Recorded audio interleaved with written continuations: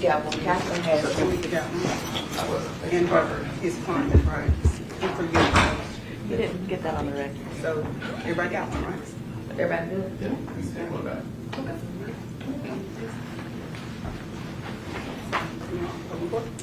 All rise. Hear ye, hear ye, hear ye. This Honorable Division of Criminal Court 10, the 30th Judicial District of the State of Tennessee, is now open for the transaction of business pursuant to adjournment. All persons having business with this court draw near, give attention, and ye shall be heard. The Honorable Judge Jennifer Johnson Mitchell presiding. You may be seated. Good morning.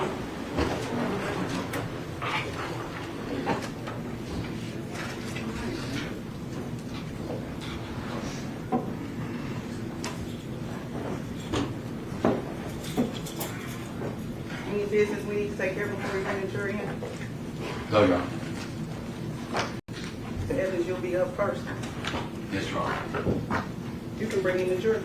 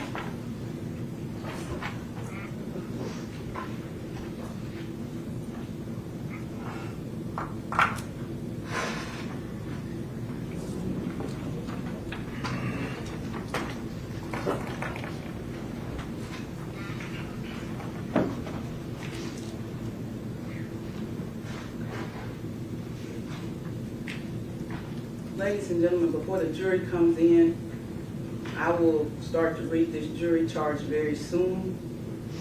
There will be no movement during the charge. The door will be locked. Nobody will enter and nobody will exit. It's going to take me about 15-20 minutes to read this charge. So if you don't feel like you're going to be able to sit still during this time frame, please exit now. Thank you.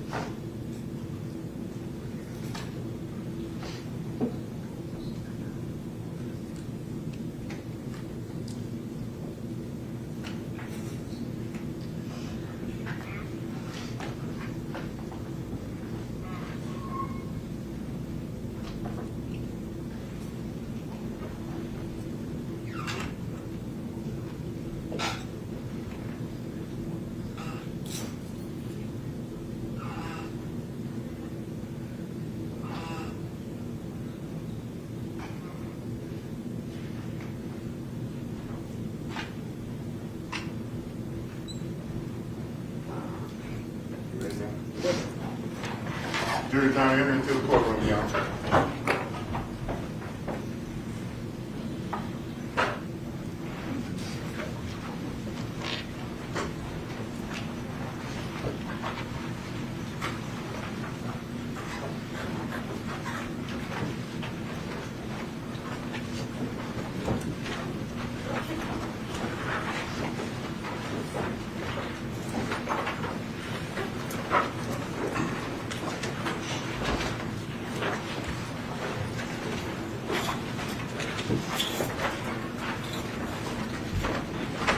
Good morning. Good morning. I trust again that everybody has a good night. Mr. Evans, can you call your first witness? Your Honor, the defense rests.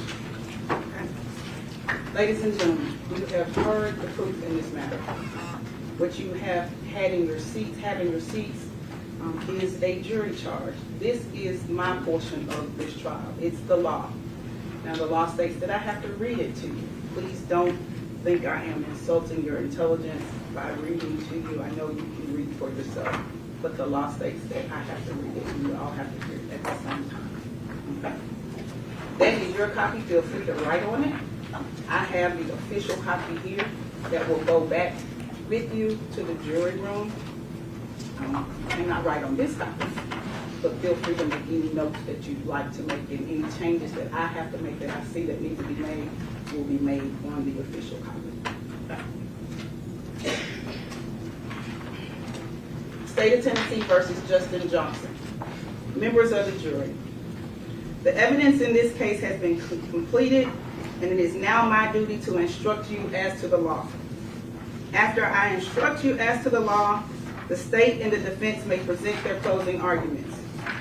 The law applicable to this case is stated in these instructions, and it is your duty to carefully consider all of them. The order in which these instructions are given is no indication of their relative importance.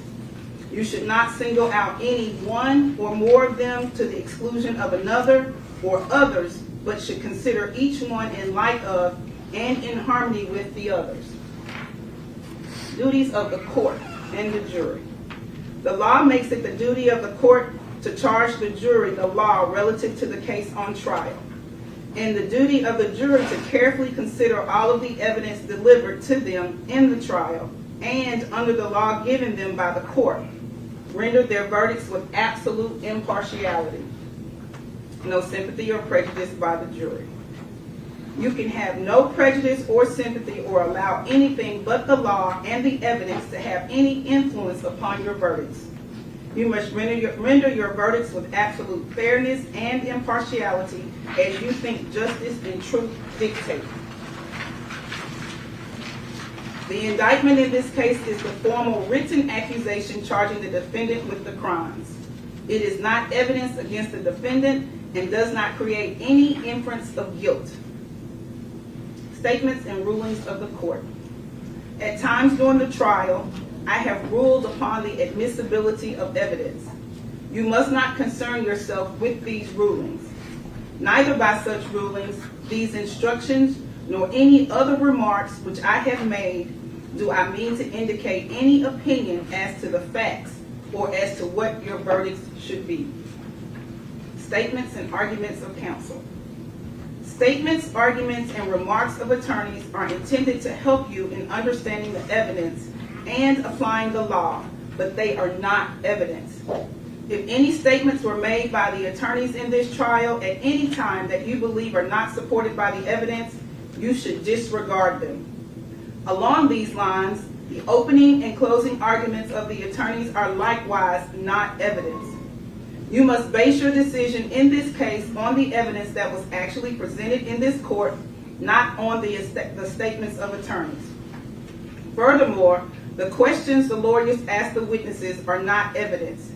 You should not think that something is true just because one of the lawyers asks questions that assume or suggest that it is true. Jury, judges of facts and law. You are the exclusive judges of the facts in this case.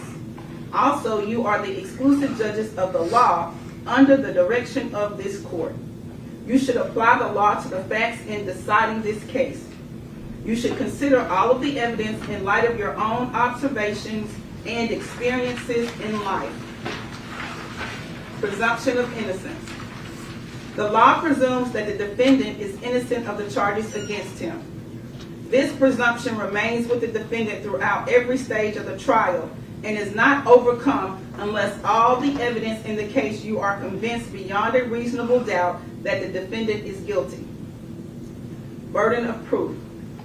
The state has the burden of proving the guilt of the defendant beyond a reasonable doubt, and this burden never shifts but remains on the state throughout the trial of the case.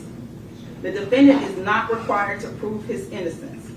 The state must have proven beyond a reasonable doubt all of the elements of the crime charged and that it was committed before the finding and returning of the indictment in this case. Reasonable doubt. Reasonable doubt is that doubt engendered by an investigation of all the proof in the case and an inability after such investigation to let the mind rest easily as to the certainty of guilt. Absolute certainty of guilt is not demanded by the law to convict of any criminal charge, but moral certainty is required, and this certainty is required as to every element necessary to constitute the offense. Crimes charged and pleaded. The first count of the indictment charges the offense of conspiracy to commit first-degree murder. Embraced and included within the offense are the lesser included offenses: facilitation to wit, conspiracy to commit first-degree murder. The second count of the indictment charges the offense of first-degree murder. Embraced and included within the offense are the lesser included offenses of second-degree murder, facilitation to wit, first-degree murder, facilitation to wit, second-degree murder, voluntary manslaughter, aggravated assault, facilitation to wit, voluntary manslaughter, facilitation to wit, aggravated assault, simple assault, facilitation to wit, simple assault. The third count of the indictment charges the offense convicted felon in possession of a firearm. The court will now explain to you the law applicable to count 1 in this indictment. Conspiracy to commit first-degree murder. Any person who conspires to commit an offense is guilty of a crime. For you to find the defendant guilty of conspiracy to commit first-degree murder, the state must have proven beyond a reasonable doubt the existence of the following essential elements: that the defendant entered into an agreement with one or more people to commit the offense of first-degree murder. It is not necessary that the object of the agreement be attained, and that each of the parties to the conspiracy had the intent to commit the offense of first-degree murder, and that each party acting for the purpose of promoting or facilitating the commission of the offense of first-degree murder agreed that one or more of them would engage in conduct which constitutes the offense of first-degree murder, and that one of the parties to the conspiracy committed an overt act in furtherance of the conspiracy. An overt act is an act done by one of the parties to carry out the intent of the conspiracy, and it must be a step toward the execution of this conspiracy. Intent means that a person acts intentionally when it is the person's conscious objective or desire to cause the death of the alleged victim. Conspiracy is a continuing course of conduct which terminates when the objectives of the conspiracy are completed, or the agreement that they be completed is abandoned by the person and by those with whom the person conspires. The objectives of the conspiracy include, but are not limited to, escape from the offense, distribution of the proceeds of the offense, and measures, other than silence, for concealing the crime or obstructing justice in relation to it. Abandonment of a conspiracy is presumed if neither the person nor anyone with whom the person conspired does any overt act in pursuance of the conspiracy during the applicable period of limitation. If an individual abandons the agreement, the conspiracy is terminated as to that person only if and when the person advises those with whom the person conspired of the abandonment, or the person informs law enforcement authorities of the existence of the conspiracy and of the person's participation therein. However, mere presence is not sufficient to support a conviction.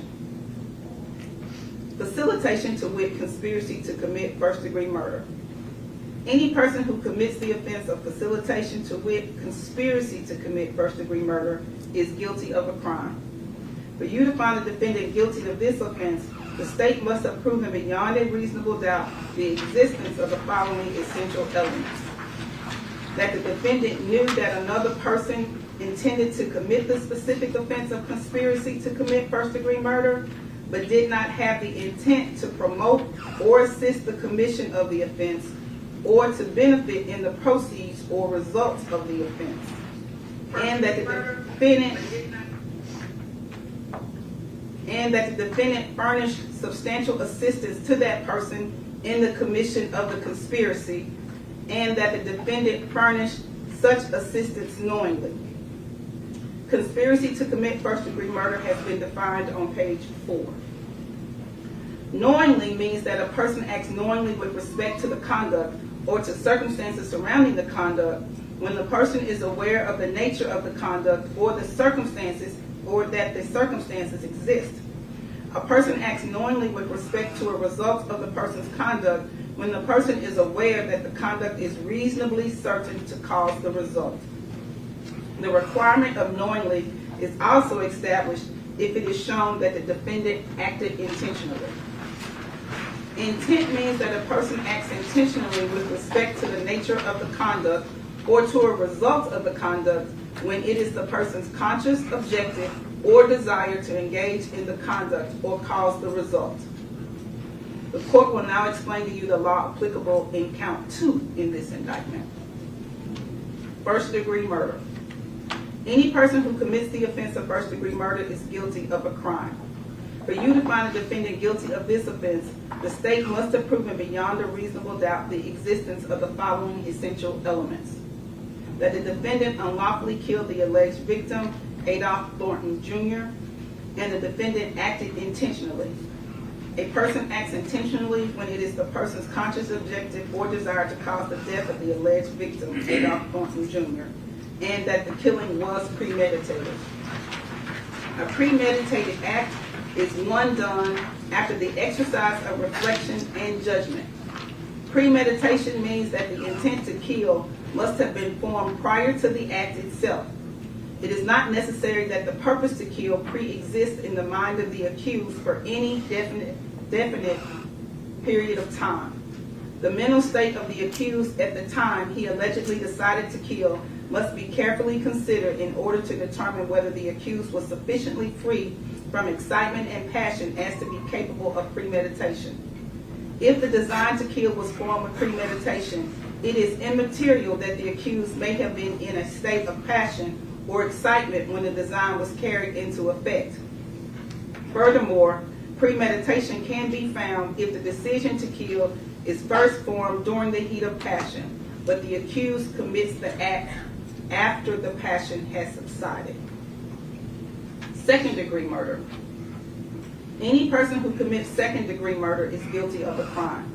For you to find a defendant guilty of this offense, the state must have proven beyond a reasonable doubt the existence of the following essential elements: that the defendant unlawfully killed the alleged victim, Adolph Thornton Jr., and that the defendant acted knowingly.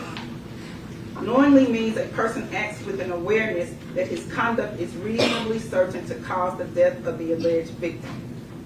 The requirement of knowingly is also established if it is shown that the defendant acted intentionally. Intentionally means that a person acts intentionally when it is the person's conscious objective or desire to cause the death of the alleged victim. The distinction between voluntary manslaughter and second-degree murder is that voluntary manslaughter requires that the killing result from a state of passion produced by adequate propagation from the alleged victim sufficient to lead a reasonable person to act in an irrational manner. Facilitation to wit first-degree murder. Any person who commits the offense of facilitation to wit first-degree murder is guilty of a crime. For you to find a defendant guilty of this offense, the state must have proven beyond a reasonable doubt the existence of the following essential elements: that the defendant knew that another person intended to commit the specific offense of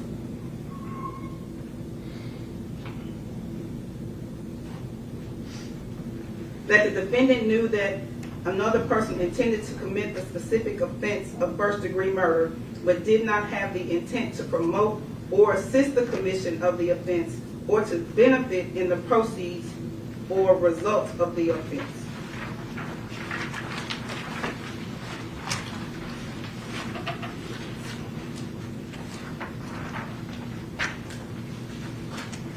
And that the defendant furnished substantial assistance to that person in the commission of the first-degree murder, and that the defendant furnished such assistance knowingly.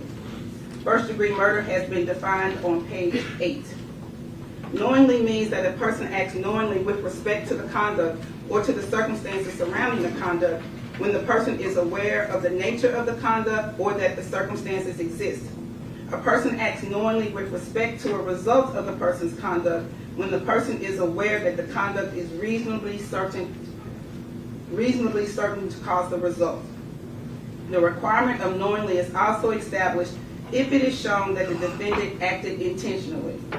Intent means that a person acts intentionally with respect to the nature of the conduct or to a result of the conduct when it is the person's conscious objective or desire to engage in the conduct or cause the result. Facilitation to wit, second-degree murder. Any person who commits the offense of facilitation to wit, second-degree murder is guilty of a crime. For you to find a defendant guilty of this offense, the state must have proven beyond a reasonable doubt the existence of the following essential elements: that the defendant knew that another person intended to commit the specific offense of second-degree murder, but did not have the intent to promote or assist the commission of the offense or to benefit from the proceeds or results of the offense, and that the defendant furnished substantial assistance to that person in the commission of the second-degree murder, and that the defendant furnished such assistance knowingly. Second-degree murder has been defined on page 9. Knowingly means that the person acts knowingly with respect to the conduct or to circumstances surrounding the conduct when the person is aware of the nature of the conduct or that the circumstances exist. A person acts knowingly with respect to a result of the person's conduct when the person is aware that the conduct is reasonably certain to cause the result. The requirement of knowingly is also established if it is shown that the defendant acted intentionally. Intent means that a person acts intentionally with respect to the nature of the conduct or to a result of the conduct when it is the person's conscious objective or desire to engage in the conduct or cause the result. Voluntary manslaughter.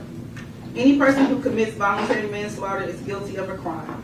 For you to find the defendant guilty of this offense, the state must have proven beyond a reasonable doubt the existence of the following essential elements: that the defendant unlawfully killed the alleged victim, Adolph Thornton Jr., and that the defendant acted intentionally or knowingly, and that the killing resulted from a state of passion produced by adequate provocation from the alleged victim, sufficient to lead a reasonable person to act in an irrational manner. Passion means any of the human emotions known as anger, rage, sudden resentment, terror, or similar emotions which renders the mind incapable of cool reflection. Knowingly means that a person acts with an awareness that his conduct is reasonably certain to cause the death of the alleged victim. The requirement of knowingly is also established if it is shown that the defendant acted intentionally. Intentionally means that a person acts intentionally when it is the person's conscious objective or desire to cause the death of the alleged victim. The distinction between voluntary manslaughter and second-degree murder is that voluntary manslaughter requires that the killing result from a state of passion produced by adequate provocation from the alleged victim sufficient to lead a reasonable person to act in an irrational manner. Aggravated assault. Any person who commits the offense of aggravated assault is guilty of a crime.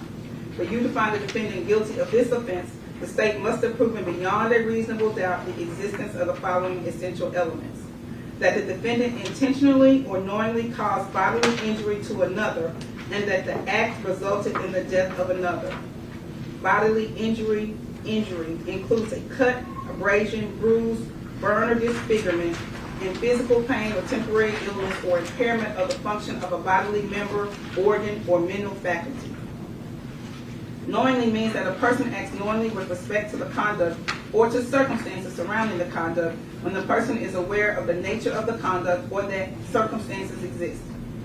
A person acts knowingly with respect to a result of the person's conduct when the person is aware that the conduct is reasonably certain to cause the result. The requirement of knowingly is also established if it is shown that the defendant acted intentionally.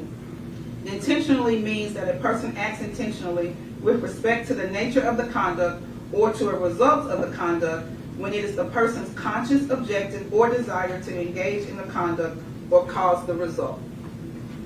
Facilitation to wit, voluntary manslaughter. Any person who commits the offense of facilitation to wit, voluntary manslaughter, is guilty of a crime. For you to find the defendant guilty of this offense, the state must have proven beyond a reasonable doubt the existence of the following essential elements: that the defendant knew that another person intended to commit the specific offense of voluntary manslaughter, but did not have the intent to promote or assist the commission of the offense or to benefit in the proceeds or results of the offense, and that the defendant furnished substantial assistance to that person in the commission of the voluntary manslaughter, and that the defendant furnished each such assistance knowingly. Voluntary manslaughter has been defined on page 13. Knowingly means that a person acts knowingly with respect to the conduct or to circumstances surrounding the conduct when the person is aware of the nature of the conduct or that the circumstances exist.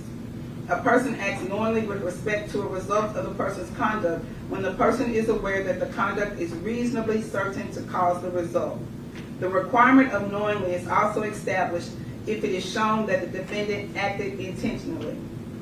Intent means that a person acts intentionally with respect to the nature of the conduct or to a result of the conduct when it is the person's conscious objective or desire to engage in the conduct or cause the result. Any person who, facilitation to wit aggravated assault. Any person who commits the offense of facilitation to wit aggravated assault is guilty of a crime. For you to find the defendant guilty of this offense, the state must have proven beyond a reasonable doubt the existence of the following essential elements: that the defendant knew that another person intended to commit the specific offense of aggravated assault, but did not have the intent to promote or assist the commission of the offense or to benefit in the proceeds or results of the offense, and that the defendant furnished substantial assistance to that person in the commission of the aggravated assault, and that the defendant furnished such assistance knowingly. Aggravated assault has been defined on page 14. Knowingly means that a person acts knowingly with respect to the conduct or to circumstances surrounding the conduct when the person is aware of the nature of the conduct or that the circumstances exist. A person acts knowingly with respect to a result of the person's conduct when the person is aware that the conduct is reasonably certain to cause the result. The requirement of knowingly is also established if it is shown that the defendant acted intentionally. Intent means that a person acts intentionally with respect to the nature of the conduct or to a result of the conduct when it is the person's conscious objective or desire to engage in the conduct or cause the result. Simple assault. Any person who commits a simple assault upon another is guilty of a crime. For you to find the defendant guilty of this offense, the state must have proven beyond a reasonable doubt the existence of the following essential elements: that the defendant caused bodily injury to another, and that the defendant acted either intentionally, knowingly, or recklessly. Facilitation to wit simple assault. Any person who commits the offense of facilitation to wit simple assault is guilty of a crime.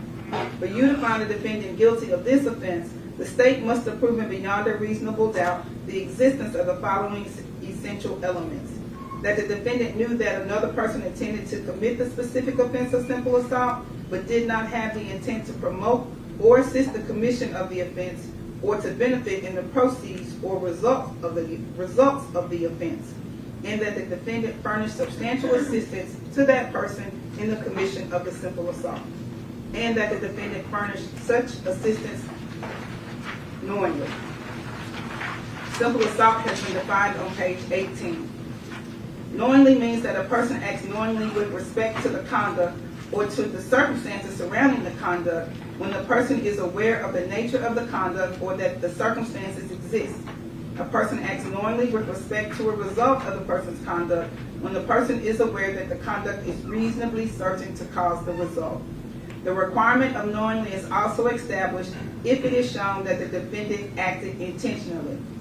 Intent means that a person acts intentionally with respect to the nature of the conduct or to a result of the conduct when it is the person's conscious objective or desire to engage in the conduct or cause the result. The court will now explain to you the law applicable to count 3 in this indictment. Convicted felon in possession of a firearm. Any person having been convicted of one of certain specific felonies who possesses a firearm is guilty of a crime. For you to find the defendant guilty of this offense, the state must have proven beyond a reasonable doubt the existence of the following essential elements: that the defendant had been convicted of a specified felony, and that the defendant, after such felony conviction, possessed a firearm, and that the defendant acted either intentionally, knowingly, or recklessly. Firearm means any weapon that will or is designed to or may readily be converted to expel a projectile by the action of an explosive. Intentionally means that a person acts intentionally with respect to the nature of the conduct or to a result of the conduct when it is the person's conscious objective or desire to engage in the conduct or cause the result. Knowingly means that a person acts knowingly with respect to the conduct or to circumstances surrounding the conduct when the person is aware of the nature of the conduct or that the circumstances exist. A person acts knowingly with respect to a result of the person's conduct when the person is aware that the conduct is reasonably certain to cause the result.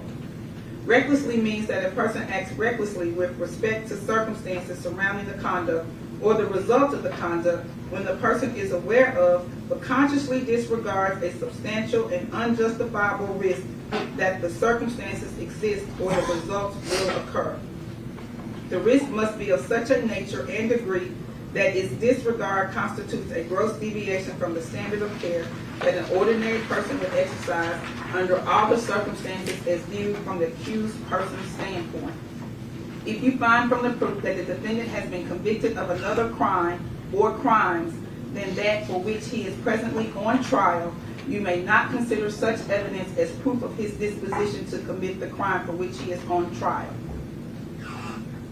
The defendant has pled not guilty to each and every offense charged and included in the indictment. Direct and circumstantial evidence. One type of evidence is called direct evidence and the other type is called circumstantial evidence. Direct evidence is those parts of the testimony admitted in court which refer to what happened and was testified to by witnesses who saw or heard or otherwise sensed what happened firsthand. If witnesses testified about what they themselves saw or heard or otherwise sensed, they presented direct evidence. Circumstantial evidence is all the testimony and exhibits which give you clues about what happened in an indirect way. It consists of all the evidence which is not direct evidence. Do not assume that direct evidence is always better than circumstantial evidence. According to our laws, direct evidence is not necessarily better than circumstantial evidence. Either type of evidence can prove a fact if it is convincing enough. A defendant may be convicted on direct evidence, circumstantial evidence, or both. Accomplice. The prosecution has presented a witness who claims to have been a participant with the defendant in the crime charged. While you may convict upon this testimony alone, you should act upon it with great caution. Give it careful examination in light of other evidence in the case. You are not to convict upon this testimony alone unless you are convinced beyond a reasonable doubt that it is true. Credibility of witnesses. You are the exclusive judges of the credibility of the witnesses and the weight to be given to their testimony. You should consider all the evidence presented in this case by the state and by the defendant and give it full, fair, and impartial consideration. Part of your responsibility is to determine what the facts are based on what you heard from the witnesses. If there are conflicts in the testimony of different witnesses, it is your duty to reconcile them if you can, for the law presumes that every witness has told the truth. But when you cannot reconcile the statements of different witnesses, then you must decide which witness or witnesses you believe and how important his or her testimony was. You do not have to accept or reject everything a witness said. You are free to believe all, none, or part of any person's testimony. In forming your opinion as to which witness you believe, you may consider the following factors: how the witness looked, acted, and whether the witness appeared to you to be telling the truth when he or she testified. Was the witness able to see or hear clearly? How long was the witness watching or listening? Was anything else going on that might have distracted the witness? Whether the witness was in a position to know about the matter to which he or she testified? In other words, how well could the witness see or hear what he or she testified he or she saw or heard? Whether the witness's statements were consistent and how believable the statements were. Whether the witness had a motive to testify truthfully or to testify untruthfully. And any proof presented of the witness's reputation for telling the truth. All in all, how reasonable does the witness's testimony seem when you think about all the other evidence in the case? Another factor for you to consider in evaluating a witness's testimony is whether the witness has made material statements at some point before he or she testified which are different from his or her testimony at trial. However, unless entered as a numbered exhibit by the court and allowed to be taken by you back to the jury room when you deliberate, proof of any prior different statement may be considered by you only for the purpose of determining if the witness is telling the truth at trial. The contents of the prior inconsistent statement are not to be considered as proof in the trial. Another factor for you to consider in evaluating a witness's testimony is whether the witness's testimony during cross-examination appeared to be contradictory, unreasonable, and improbable. However, immaterial or minor discrepancies or differences should not affect the believability of a witness unless it should plainly appear that the witness has willfully testified falsely. Criminal responsibility for conduct of another. The defendant is criminally responsible as a party to the offense of first-degree murder if the offense was committed by the defendant's own conduct, by the conduct of another for which the defendant is criminally responsible, or by both. Each party to the offense may be charged with the commission of the offense. The defendant is criminally responsible for an offense committed by the conduct of another if, acting with the intent to promote or assist the commission of the offense, or to benefit in the proceeds or results of the offense, the defendant solicits, directs, aids, or attempts to aid another person to commit the offense. Intent means that the person acts intentionally with respect to the nature of the conduct or to the results of the conduct when it is the person's conscious objective or desire to engage in the conduct or cause the result. To find a defendant criminally responsible for the acts of another, it is not necessary that you find the defendant was present or that the defendant took a physical part in the crime. Encouragement of the principal offender is sufficient. However, mere presence during the commission of the offense is not sufficient to support a conviction. Absent material witness.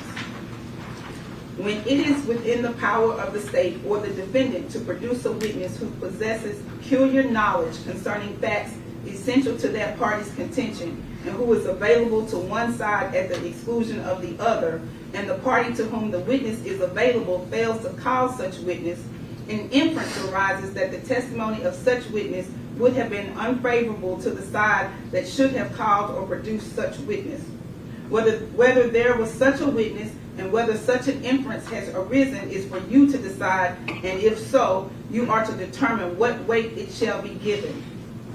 This inference does not apply to the defendant because he has a lawful right not to testify, and his failure to testify cannot be considered for any purpose against him, nor can any inference be drawn from such fact.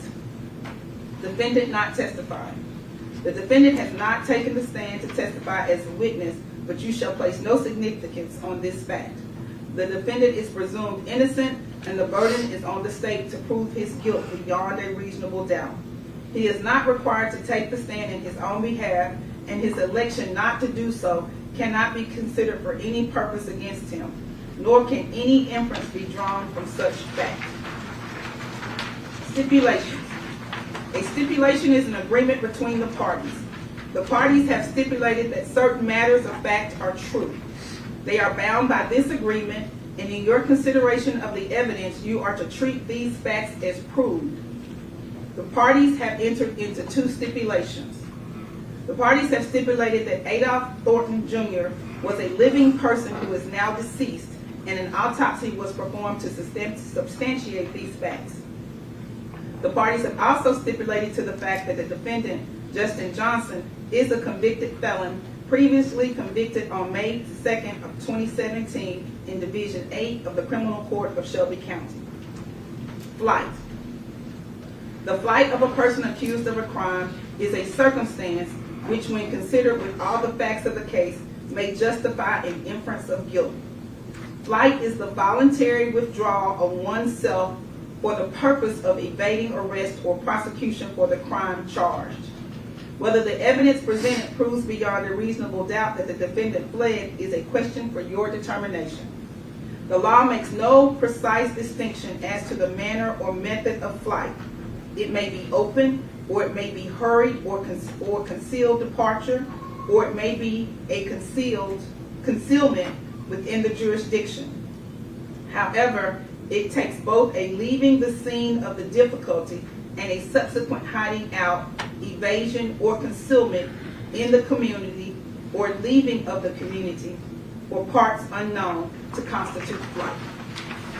If flight is proved, the fact of flight alone does not allow you to find that the defendant is guilty of the crime alleged. However, since flight by a defendant may be caused by a consciousness of guilt, you may consider the fact of flight. If flight is so proven, together with all the other evidence when you decide the guilt or innocence of the defendant. On the other hand, an entirely innocent person may take flight, and such flight may be explained by proof offered or by facts and circumstances of the case. Whether there was flight by the defendant, the reasons for it, and the weight to be given to it are questions for you to determine. Multiple counts, finding of each required. The crime charged in each count of the indictment is a separate and distinct offense. You must decide each charge separately on the evidence and the law applicable to it.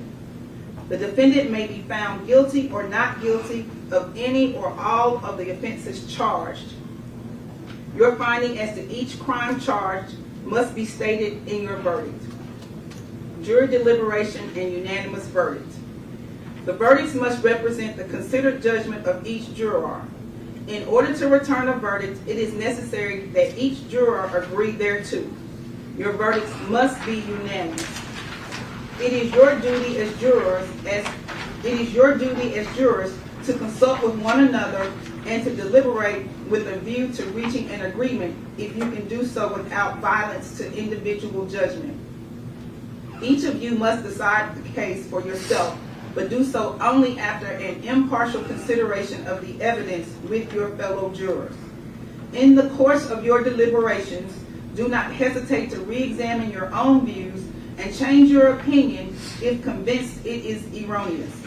But do not surrender your honest conviction as to the weight or effect of the evidence solely because of the opinion of your fellow jurors or for the mere purpose of returning a verdict. Notes. If you have been taking notes in this case, these notes are for your individual use only, and you should not use your notes directly or indirectly, explicitly or implicitly, to persuade other jurors as to the accuracy of your notes. They should not be shown to others, nor compared, nor referred to in any way as authority, but should be used privately only by you as an aid to your individual memory. Deliberation, order of consideration. In reaching your verdict, you should first consider the offense charged in the indictment. If you unanimously find the defendant guilty of that offense beyond a reasonable doubt, you shall return a verdict of guilty for that offense. If you unanimously find the defendant not guilty of that offense or have a reasonable doubt of the defendant's guilt of that offense, you shall then proceed to consider whether or not the defendant is guilty of the next lesser included offense in order from greatest to least within that count. You shall not proceed to consider any lesser included offense until you have first made a unanimous determination that the defendant is not guilty of the immediately preceding greater offense, or you unanimously have a reasonable doubt of the defendant's guilt of that offense.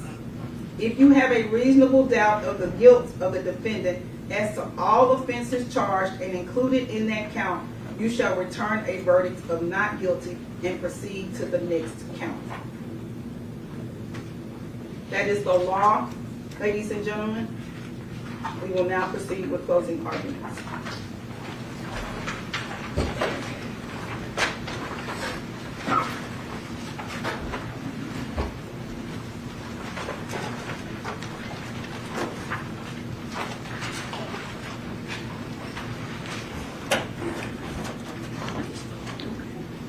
Good morning. Good morning. So it's almost over, and I'm sure you all are happy. My name is Iris Williams. I'm one of the prosecutors on this case. And earlier this week, you heard opening statements. You heard opening statements from prosecution and from the defense attorney. And you were told all the things that you could expect this week. And one of those important things that you could expect was that it is not 1981 anymore, and that things have changed. But what does that mean?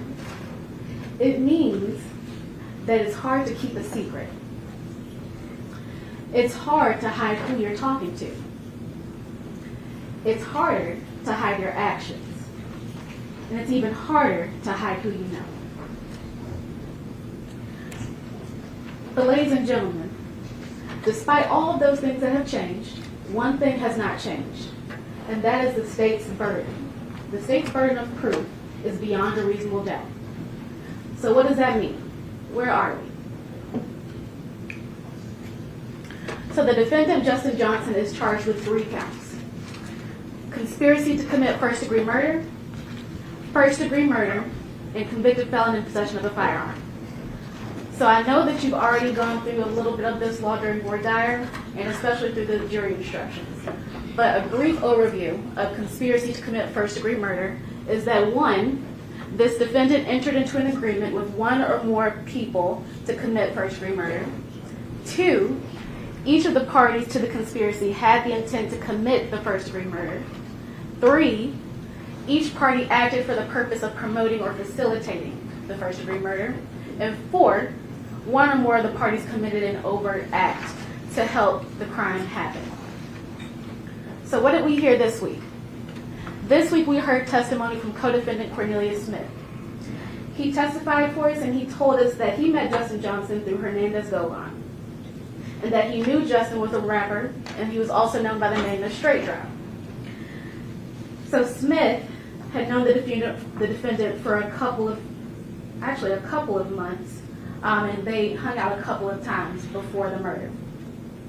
He was able to identify defendant in open court, and during his testimony, Smith told us that on November 17th, 2021, he and the defendant knew that Big Jook had a $100,000 hit on Dolph's head. Cornelius said that he and Justin agreed to kill Dolph together, and both of them receiving $40,000 apiece. Not only did he tell us that, he told us that this plan had been in process for weeks, and that Justin knew about it. And there were conversations previously or prior to this murder, and Justin Johnson was an active participant in those agreements. So there we have it, a conspiracy to commit first-degree murder. An agreement was made. Each of the parties had the intent to commit the first-degree murder. Each person acted for the purposes of promoting and facilitating. And, ladies and gentlemen, the overt act is the killing. Next, first-degree murder. In essence, a first-degree murder is a premeditated killing of another. What's required for first-degree murder is 1, that the defendant unlawfully killed the victim. The only way to lawfully kill someone is if you are in protection of yourself or others. 2nd, you have to prove that this defendant acted intentionally. Intentionally means that there was no mistake, there was no accident. 3rd, you have to prove that the killing was premeditated. And as we saw, or as we learned in voir dire last week, premeditation does not mean that you had to have this plan for months, weeks, or days in advance. It could just mean that you simply stepped out of your car, you held up your hand, you pointed a gun, and you shot and killed somebody.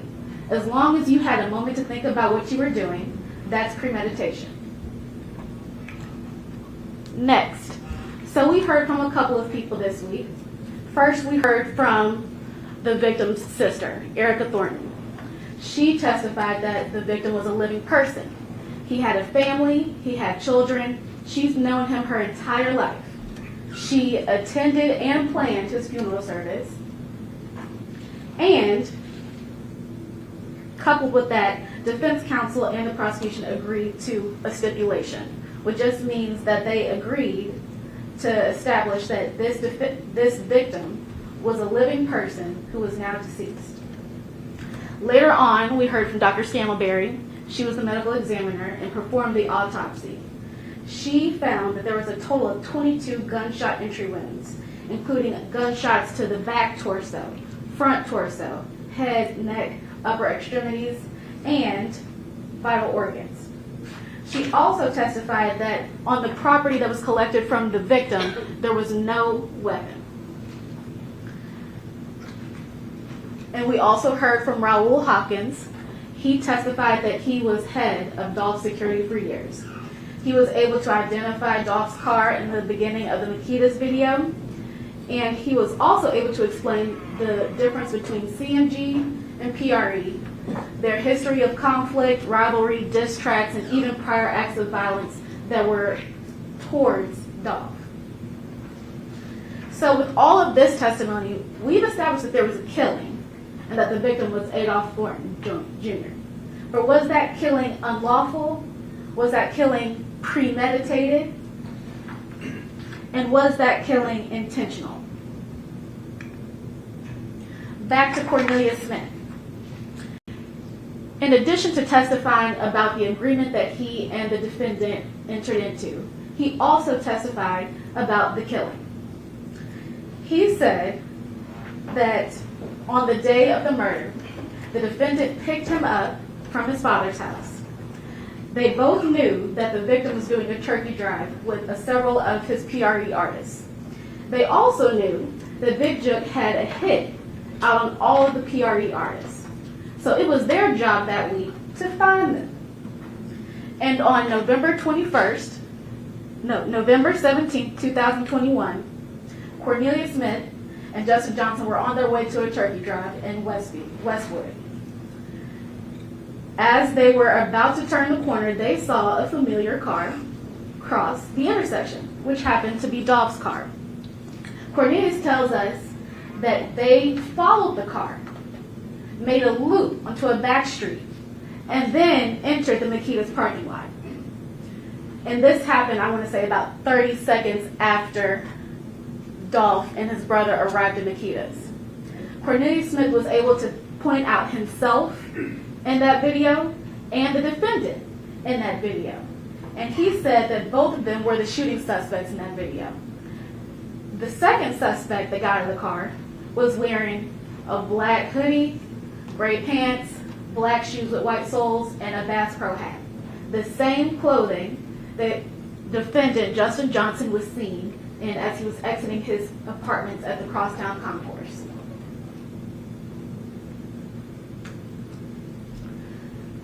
After the shooting, Cornelius Smith testified that they got into the white Mercedes that they committed the act in.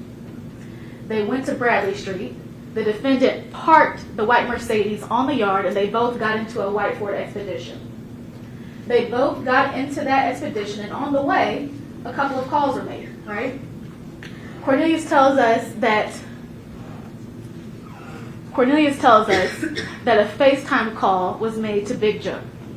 In that FaceTime call between Big Jook and our defendant spelled out the word Dolph. And as they were on their way to the Gospel Gardens apartment, the defendant also contacted a few other people who we'll find out later on. So once the defendant and Cornelius Johnson arrived at Gospel Gardens, they received wound care. They change their clothes, and then they go their separate ways. After they go their separate ways, Cornelius Smith tells us that he went to retrieve his phone, and he went to go wipe down the car, the white Mercedes that was parked at Bradley.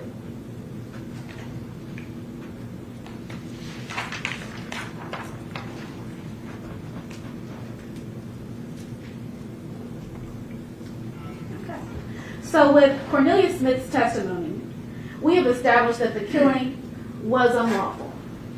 There was no evidence to show that this defendant was in fear, was protecting himself, or was protecting someone else. We also established that it was intentional. It's not an accident. You didn't mistakenly follow someone's car into Makitas parking lot and then shoot them. We also established that it was premeditated, They knew about this hit beforehand, and they committed this hit. So if that wasn't enough for you, we heard from some other people. We heard from Kirsten Gardner. He testified that he was present during the time that the defendant was able to get possession of the white Mercedes that the act was committed in. Kirsten Gardner was at the Valero gas station in the early hours of November 17th, 2021. Next, well actually, let me go back to Kirsten Gardner. After he testified that, he told us that he didn't know anything about what was happening the next day, or a few hours after the cars were switched. Similarly, Jamarcus Johnson didn't know anything either. He just knew that he needed a ride. And his brother, Justin Johnson, could provide that for him. So he got his car, the rental car, and he took his cell phone, he fielded his calls, posted on his social media, and checked his emails. After Jamarcus Johnson, we heard from Sergeant Dabney. He was able to tell us about the 4 different bullet casings that were present at the murder scene. .40 caliber, attributable to a handgun. .762, attributable to an assault rifle that Cornelius Smith had. .223, attributable to a semi-automatic that Marcus Thornton probably would have had. And a 9mm casings found inside the store, which could be attributable to the handgun that Marcus Thornton had inside the store. That first one, though, the .40 caliber attributable to a handgun, was in the hand of the suspect with the Bass Pro hat. So, Sergeant Dabney also recovered the surveillance footage from Nikita's and Gospel Gardens, showing this suspect in the same clothing that the defendant was in as he was leaving his apartment at 10:49 a.m. that morning. The timestamps on Gospel Garden and Nikita's coincide with the times defendant's phone accessed those towers. We heard from Special Agent Garner, who summarized that the defendant's phone accessed a tower that provided coverage to the Valero gas station at 3:17 a.m. Around the same time that Kirsten Gardner said that he saw the defendant take possession of that white Mercedes at the Valero gas station. The defendant's phone also accessed towers that provided coverage for the area of 2370 Airways Boulevard, which is our murder scene.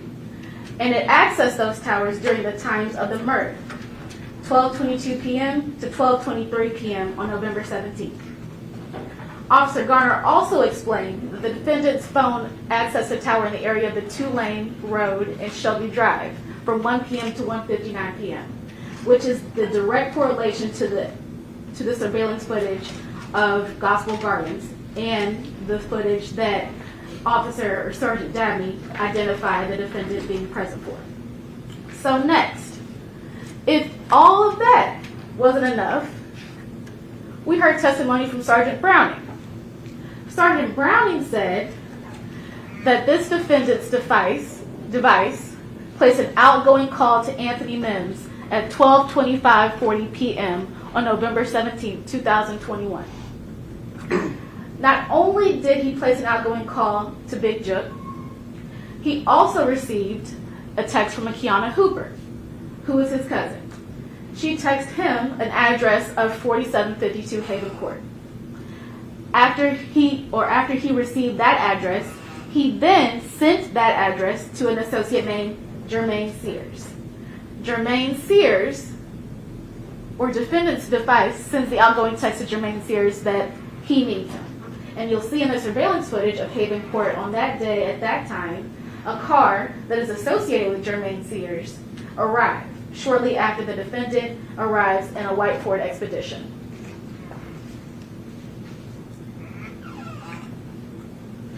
So the next thing, convicted felon in possession of a firearm. The 3 things that we have to prove beyond a reasonable doubt is that 1, this defendant was a convicted felon or convicted of a specified felony. And 2, after being convicted of a felony, this defendant possessed a firearm. And 3, this defendant acted intentionally, knowingly, or recklessly. So the facts that we have for this charge. Well, 1, there was a stipulation or an agreement.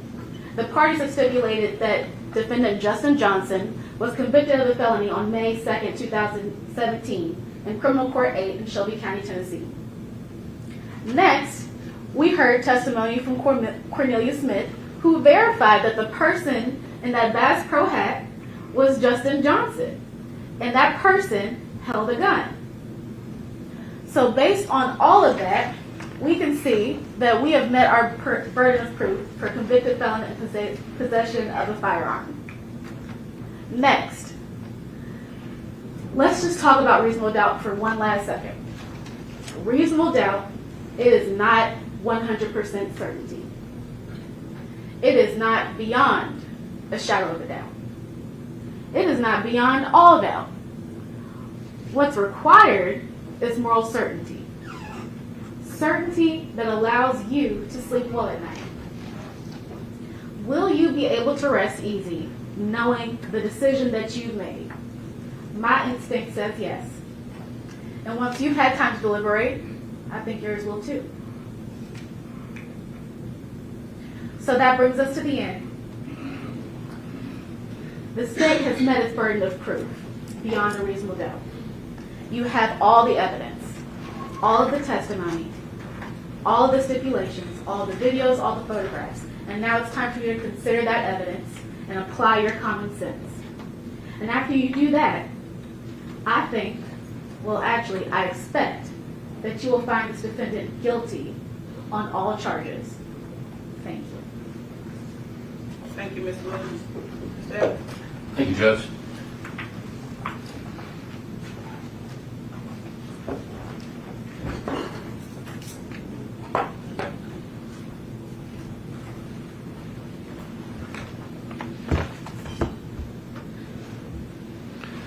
It's good to see y'all again. This is the last time you're going to have to hear from me. And as I see all of your faces, I know that's something you're looking forward to. And that's okay. I know that you all want to get back to your lives. And I can tell you on behalf of Mr. Johnson that your attention during this trial is greatly appreciated.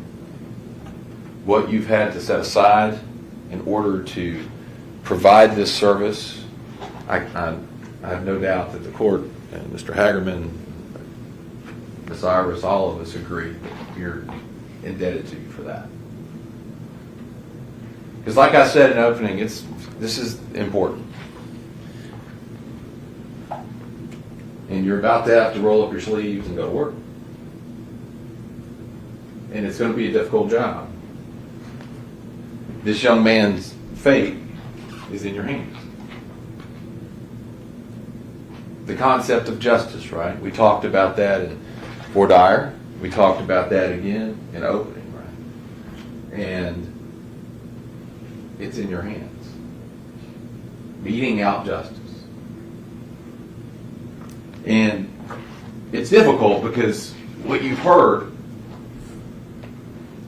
is the tragedy of someone losing their life, of their family members not having that person in their life.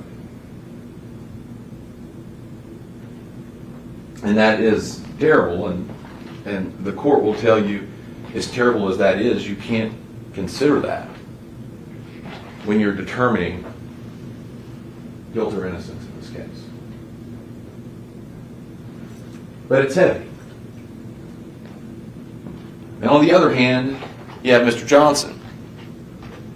This young man that you heard in the evidence is a young man, aspiring rapper. Wanted to make it as a rap artist.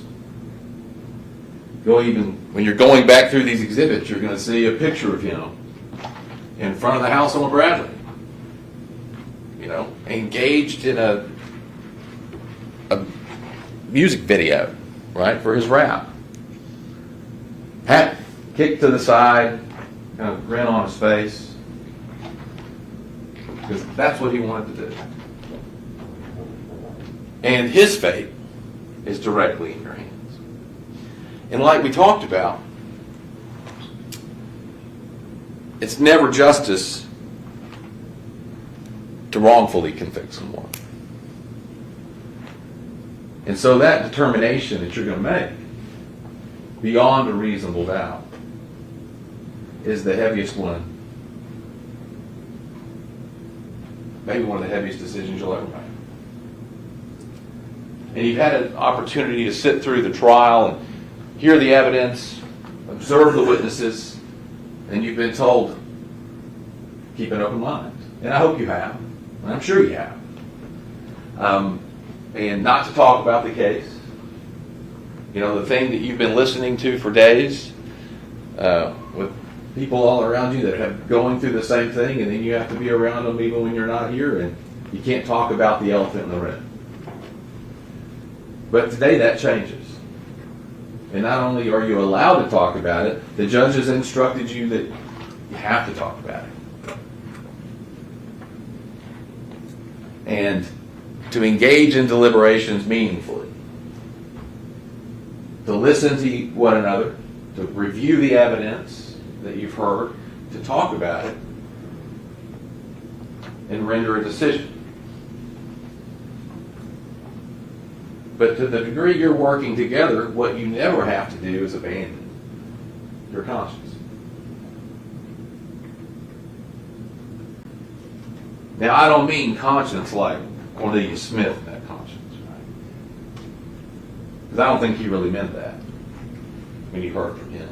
He said, oh, the reason I decided to tell the truth is I got a conscience. And we all know that's not the type of thing you're dealing with. You take that more seriously. You mean it.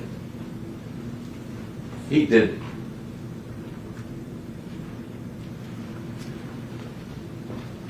You've heard a lot of concepts, you know, the terms of art and the law, the burden of proof, presumption of innocence. And when we started this, I told you, Mr. Johnson sits before you innocent.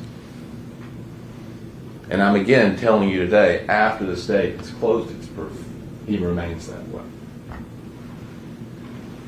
He didn't kill Adolph Horton Jr. He didn't conspire to kill Adolph Horton Jr. And he wasn't the man holding the pistol in the Makita video. And it's going to be up to you to decide that. To watch those videos. Watch them closely. They want to talk about those videos, and I'm encouraging you to study them. Give them a close look. The state doesn't want to acknowledge what I told you in opening, and that is similar, it doesn't mean the same. Plenty of people have gray sweatpants, black shoes with white soles, black hoodies. And as we learned through the proof, in Memphis especially, and elsewhere, Bass Pro ads. You can look at it, if we had a window, you could look at it and you could see the Bass Pro, which is the pyramid here. You also heard testimony about it being a fad at that point in time. Famous rappers wearing it. Other famous artists. I think I mentioned Gwen Stefani wearing Bass Pro. One rapper has a signature Bass Pro hat. You heard from one of the detectives that they even interviewed someone who gave them a potential suspect that wasn't Mr. Johnson and said that person always wore a Bass Pro hat. And you have to consider that. And then you have Sergeant Dabney, who, for the first time, and I think he acknowledged this, sitting on the stand says, I think those underwear are the same. They're both blue. You look at the underwear from Tulane Apartments, you look back at the Makita video, those are the same underwear. Look at it. Look at the steel shots. And for yourself, determine, can you tell if those are the same?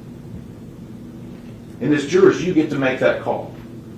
You get to look at it for yourself and compare those.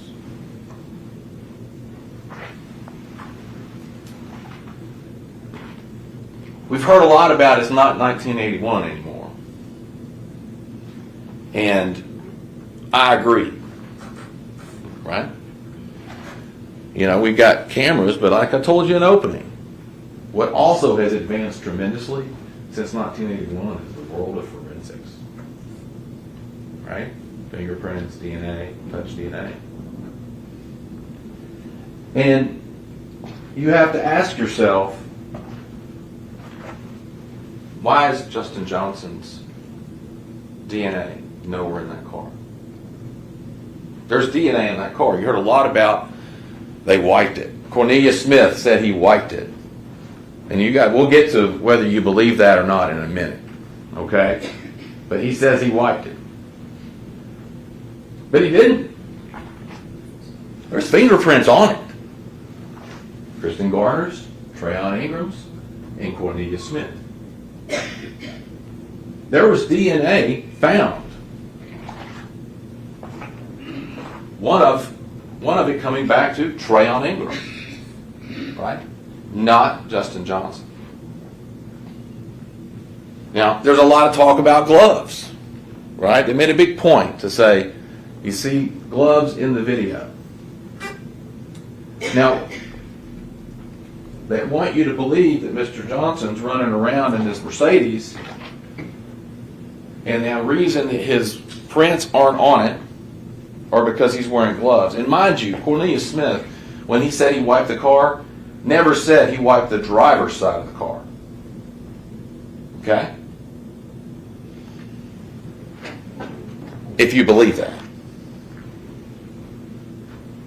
And they want you to believe Mr. Johnson's driving around this white Mercedes, including with his daughter. Look at those videos. You think he's not wearing gloves. And he's got a little girl in tow that would presumably be in that car with him. No DNA recovered. None. Now, during proof, it was interesting because they would show the Mercedes go into crosstown and the Mercedes leave crosstown, and they would show a video of Mr. Johnson getting out and walking in the building or walking out of the building. There is no video that shows Mr. Johnson in that Mercedes. And you heard they had a reel, right? The video was a reel when they're doing crosstown, and when I asked it, I think it was Detective or Sergeant Dabney, about there was surely other cars going in and out at this very time. And he said, yeah.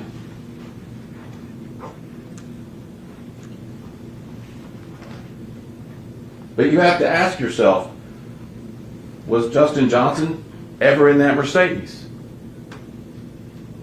So let's go to Kristen Garner. Kristen Garner gets up here and tries to tell you that. He tries to say he didn't know the car was stolen, that Trayon was driving around in the car. And at first, he acts like, even under questioning from Mr. Hagerman, that he wasn't even present when the car was exchanged, because he tries to say, well, Trayon told me. And if you recall, Mr. Hagerman had to kind of go back at him, and I think he said something like, I can't tell you that, and then he eventually started answering some questions. You also remember that this is the same guy that went into law enforcement and said, I've never been in that car. I don't know a guy named Justin Johnson other than on Instagram. He's a rapper.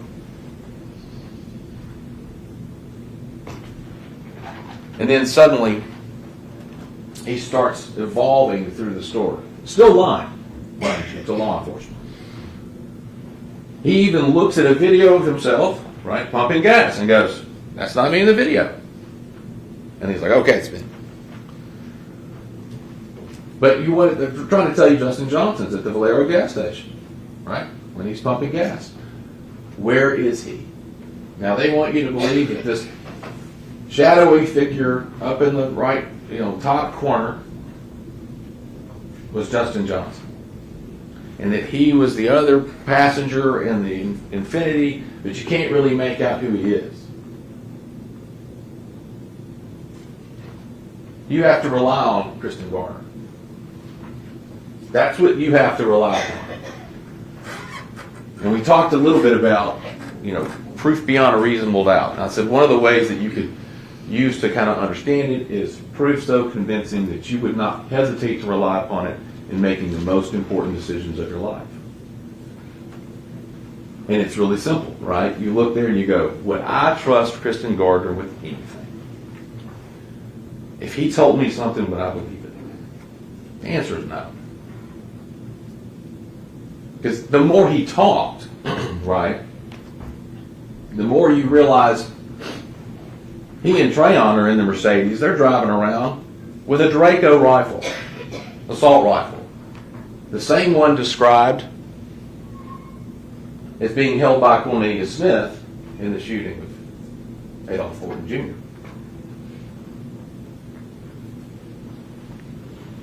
Their prints are in the car. He says they have, he said, a ton of guns in that car.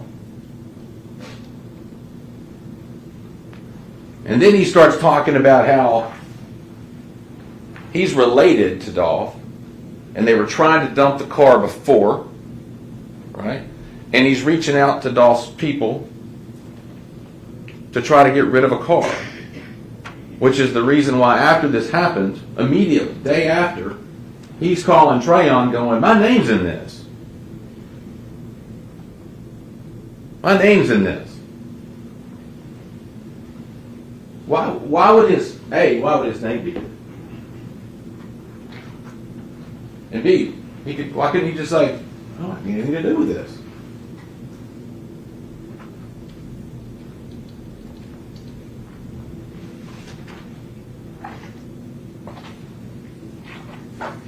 And at Valero, you do see Trayon and Kristen. They're there front and center. Now, there's been a lot of talk about the phone and location. And in the state's argument just now, you heard her saying what the expert said. A phone using, a tower that could be and he said could be. He said was in the service area of the Valero gas station. Or then he said, I didn't do any drive tests, so I can't say what the coverage area would have been. Right?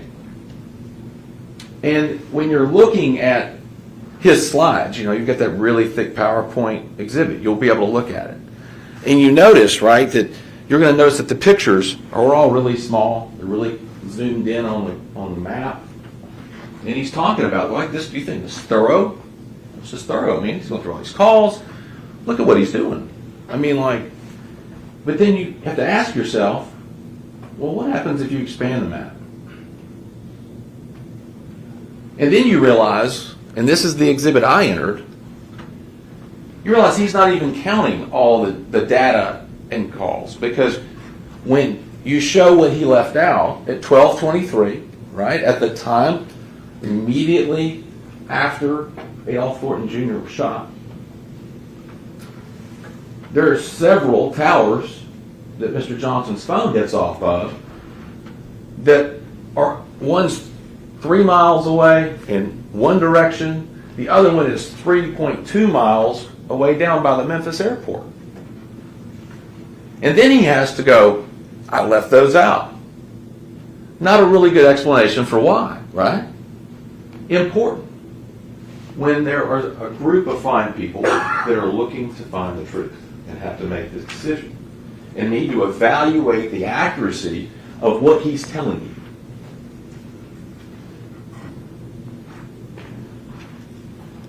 And then you realize that when you talk about coverage areas and where things are in relation to these phones, somebody could be anywhere in a 3 mile radius, either any direction. And then you have to go, what is it? What does it show us? How did that help? How does that make you any more certain of someone's presumed location at a given point in time? Because he said it's not an exact science, and I'm not here to tell you that I can pinpoint where he is. And I didn't do drive testing, and I don't know.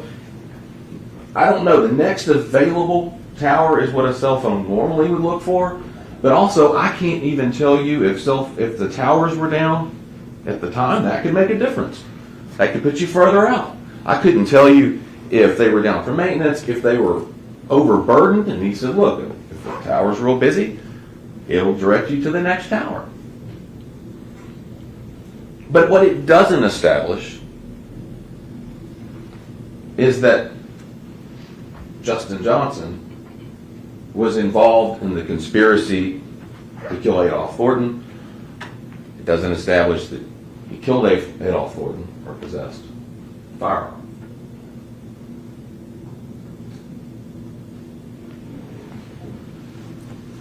Now, a little bit about conspiracy and some more of the facts as you heard them from some of the other witnesses. Now, I have to take a little bit of an issue with the state on something that was said during their initial argument. And that is this. There was no evidence at all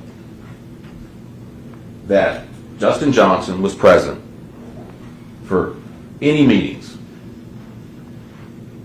discussing this hit. What Cornelius Smith said was he met with Hernandez Govan and Jook, and Justin Johnson was not there. And then he said he met with Hernandez Govan and others on another occasion to discuss it, and Justin Johnson was not there.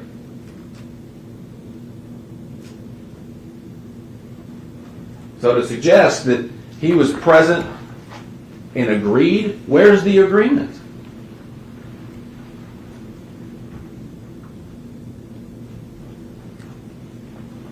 He wasn't there.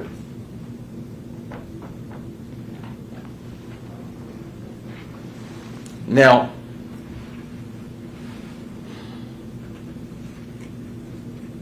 you get to Mr. Smith. The court has already instructed you about accomplice testimony and is already warning you that when you're considering that, you have to use caution. Now, you also have to apply the credibility factors that are in the jury instructions, but they're not an exhaustive list, right? Like we talked about in voir dire. Some of you, most of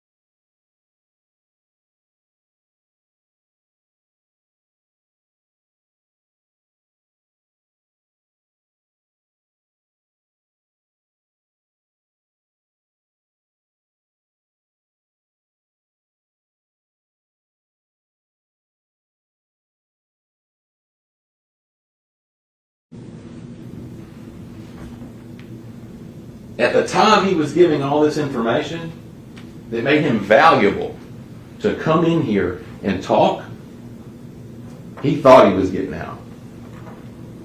That's when those letters are going out. Those letters are going out, and he thinks he's getting out because he's got the lawyer, they got the cooperator from Ali Bobo to walk. And that's the type of thing you have to remember when you're assessing whether you can rely upon Cornelius Smith and anything that he said. The guy that sat in that chair, and he was asked by Mr. Hagerman, when you killed Adolph Thornton, what did you feel? And like it was nothing, said, I didn't feel anything. Let's try to get paid.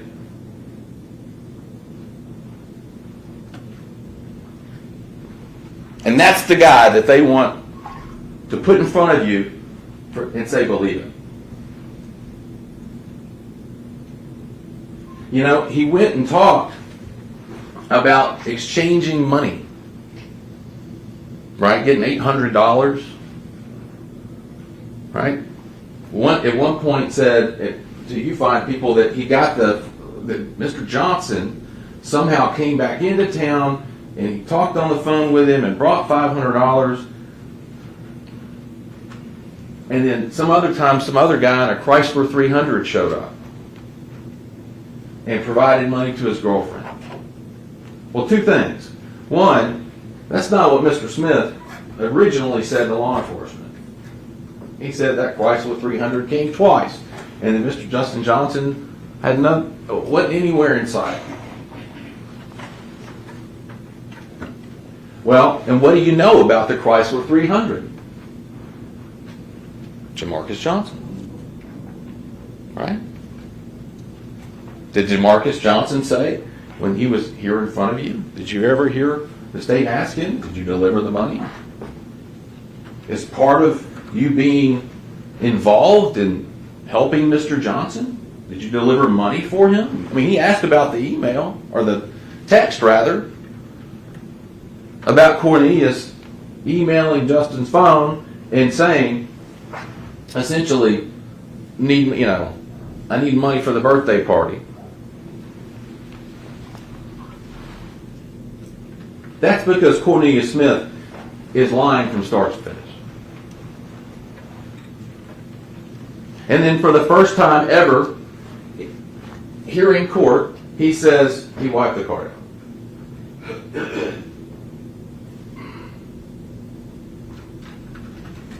Who's in contact? Who's in contact with Govan? According to Mr. Smith. Mr. Smith. Who's not in contact with Govan?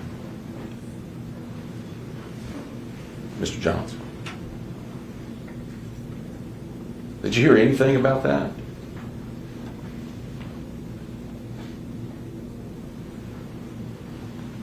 Now, when you go back in the jury room, you're going to be reviewing, obviously, these videos. And one of the things that you have to kind of ask yourself is timing. When you see Mr. Johnson in the elevator with his little girl leaving Crosstown that morning. And of course, you know there's going to be one exhibit that's the reel where the state had on it 11:51 in the morning. And then of course Mr. Hagerman came in, acknowledged the mistake to say that wasn't the right time. And put an officer on the stand, the lieutenant, to talk about getting access to the time, how he got the timestamp. But what that shows you is this. They don't know what time it was that day on that video. They don't know. I mean, mistakes get made. I'm not here to suggest that they don't. But you have to ask yourself, okay, the mistake got made, and then there's a timestamp. Okay, we want to put the timestamp one in. That seems like the logical choice. But then you have to listen to the lieutenant, right? And go, Lieutenant, what did you do to check and confirm that these were accurate times? Well, I looked at the live feed when I was in there. I had to have a technician, it's a computer, I don't understand it, but when I was there, I looked up at the screen and it appeared to be the right date and time. But not one person, you didn't hear from anybody that could say, that was confirmed, that's accurate, nothing happened with the system beforehand. And you even heard him say, it is not uncommon at all to pull surveillance cameras that have inaccurate date and times.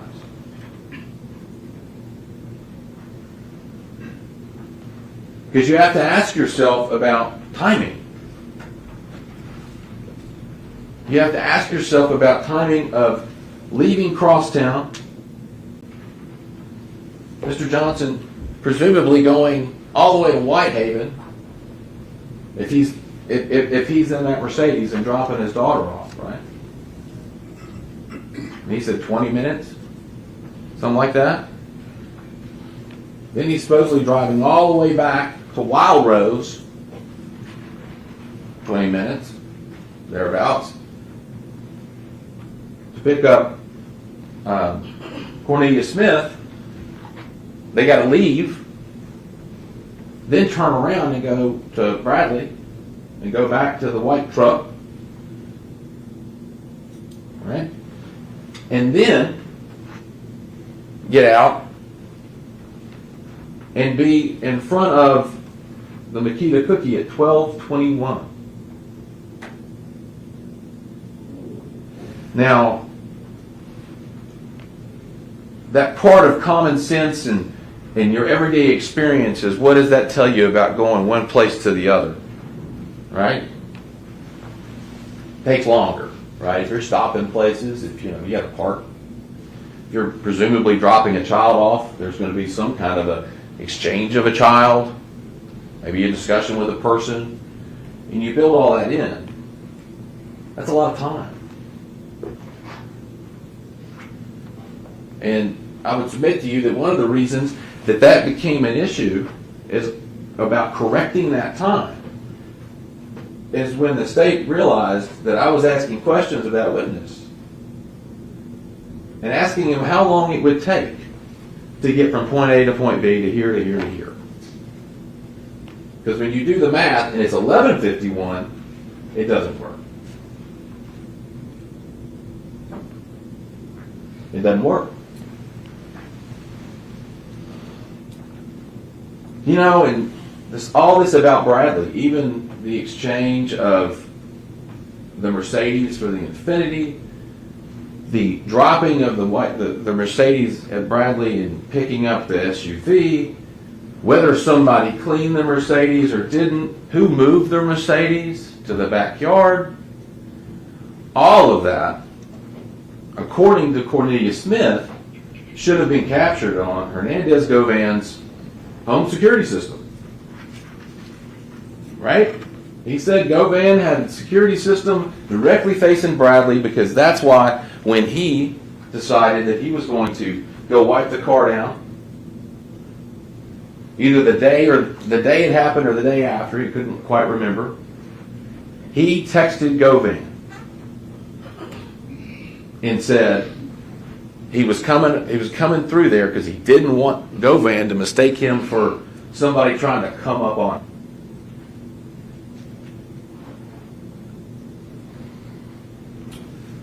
I asked Detective or Sergeant Dabney, did y'all canvass? Yes, we canvassed the neighborhood. He didn't do it personally, but he would have presumed they would have talked to everybody, including Hernandez Govan. Right? We don't necessarily know if they did or didn't, because we didn't get to hear from Mr. Govan. I asked Detective Browning if he was aware of any video from there. No. But if Cornelia Smith, right, is this person that's telling you the truth, because the truth doesn't change, then the fact that there were videos would have been known as early as March of 22, when he was meeting with law enforcement. And you know, I'm not saying law enforcement doesn't want to find out who did this. They would have absolutely went and looked. But we don't know. We don't know.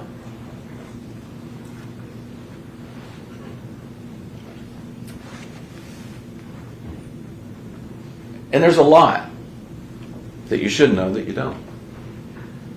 Because there's a material witness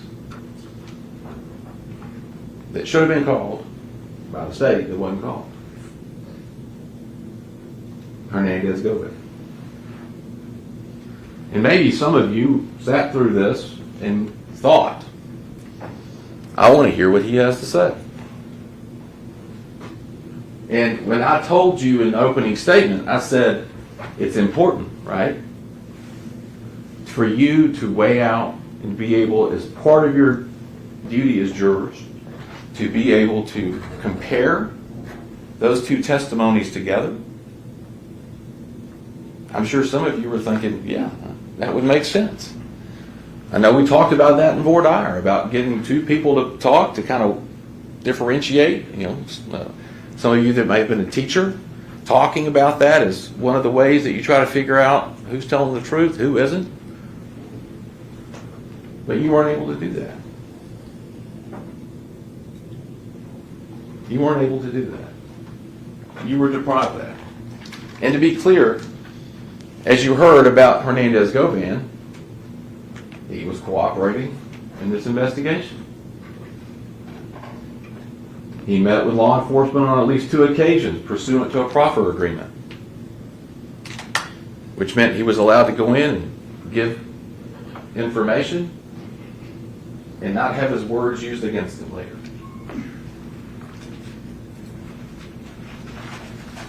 I don't have the ability to make good on a proffer letter. Only the state does. I don't have the ability to wave a magic wand and give him a reduced sentence if he comes in and testifies for me. So he's to my exclusion. He's to Mr. Johnson's exclusion, and ultimately to your exclusion. And if this is a truth-seeking function, why didn't the state call him? And it is. Your job is to find the truth of the matter. And ultimately to go, did they prove their case or not?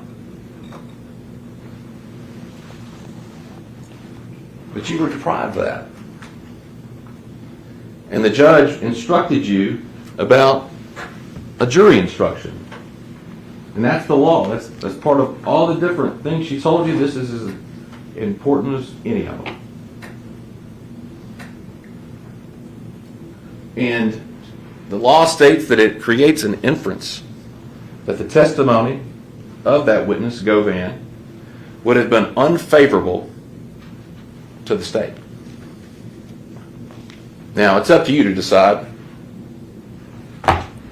whether or not he was unavailable, a material witness, and whether or not there should be the inference. But you're allowed to make that inference in here. And unfavorable, I would tell you, unfavorable to the state means favorable to Mr. Johnson. And knowing that, can you really render a verdict of guilty and have your mind rest easy?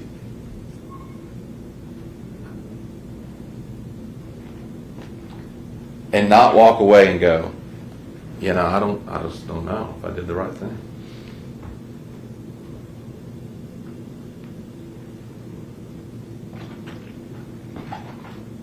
Knowing that there was information out there that could have been presented to you and wasn't, that would have been favorable to Mr. Johnson. that I couldn't give you.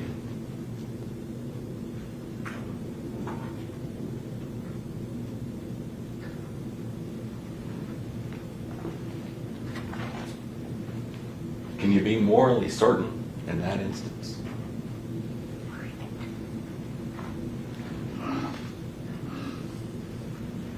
In order to be convinced beyond a reasonable doubt that Mr. Johnson is the one in that Nikita video, you have to consider everything. You have to consider what you heard. And you have to go, what I heard from Kristen Garner and Cornelius Smith, was that so convincing that I wouldn't hesitate to rely upon it in making those most important decisions in your own life? Will my mind rest easy if I convict this young man based on their word in conjunction with that video and the other videos and what you didn't hear?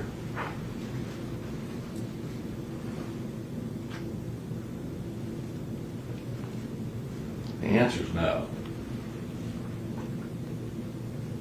When you examine your conscience back there, after you've taken the time to deliberate, I think you'll find the answer is no. Two things I want you to remember, and I'm wrapping up. The way the burden of proof works. And you've heard this statement, right? They ain't got nothing to prove. You may say that to somebody. I ain't got nothing to prove here. Justin Johnson, he doesn't have anything to prove here. They do. And we've all heard the term benefit of the doubt, right? Everybody likes to give somebody the benefit of the doubt. You are legally prohibited from giving the state the benefit of the doubt. You can't carry their water for them.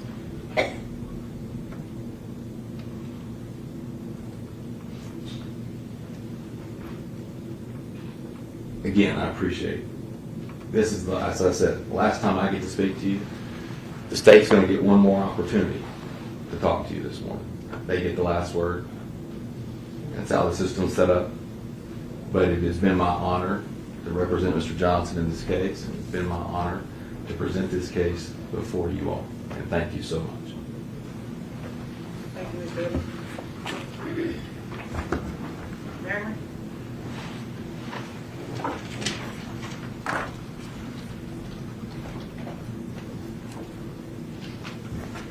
We started this with a little Memphis talk. Those cookies are fire. I think that's how we started it. Little more Memphis talk. What y'all even talking about? What y'all even talking about? A missing witness? Hernandez Govan? A missing witness? Hernandez Govan?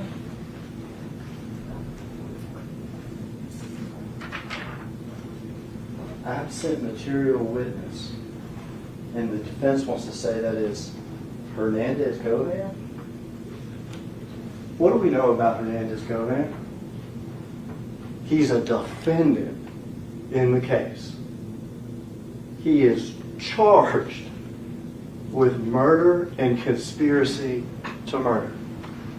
Whether it's from television or whether it's in black and white at the bottom of that same instruction, a defendant has the right not to testify and incriminate himself. He is a defendant. He is not a missing witness. That would be insane. I could willy-nilly just start calling every defendant. And they just have to come in here, testify. That's crazy. It doesn't even work like that on television. It doesn't even work like that in black and white in front of you. That would be insanity, and that wouldn't be a legal system where you had a Fifth Amendment right. That would be an inquisition, is actually what they used to call it, where you didn't have that right not to come in the courtroom. So the idea that the defense would call a defendant who's charged with this crime an absent witness shows you how desperate it is.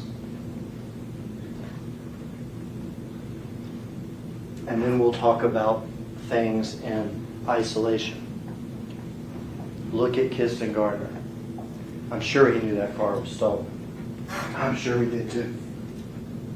Well, then how can you believe him? Or look at Cornelius Smith.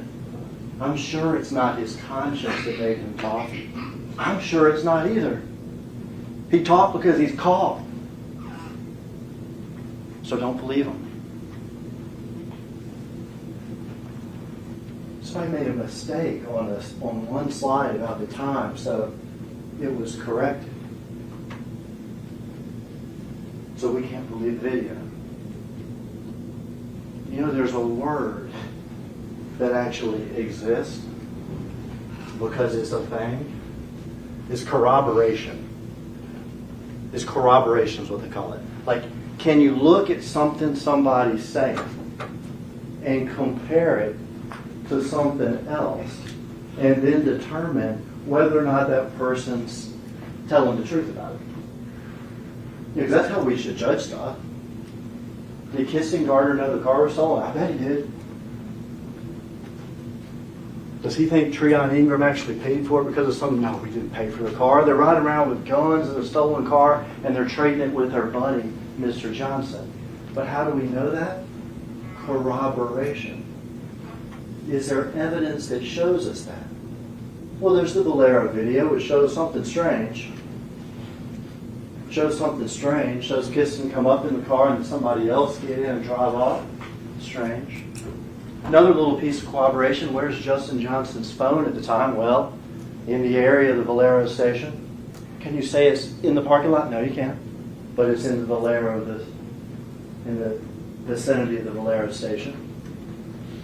But my God, is there something else? Yeah. And this is what is ignored throughout the entire talk we just heard. We don't just have towers. We just don't have cell phone towers. We don't just have a Valero video. We just don't have a Haven Court video. We don't just have a Crosstown video. We don't just have a defendant who's like, Cornelius Smith, I'm guilty and so is he. That's us two in the parking lot shooting him. We got Justin Johnson's actual phone. We got his actual phone.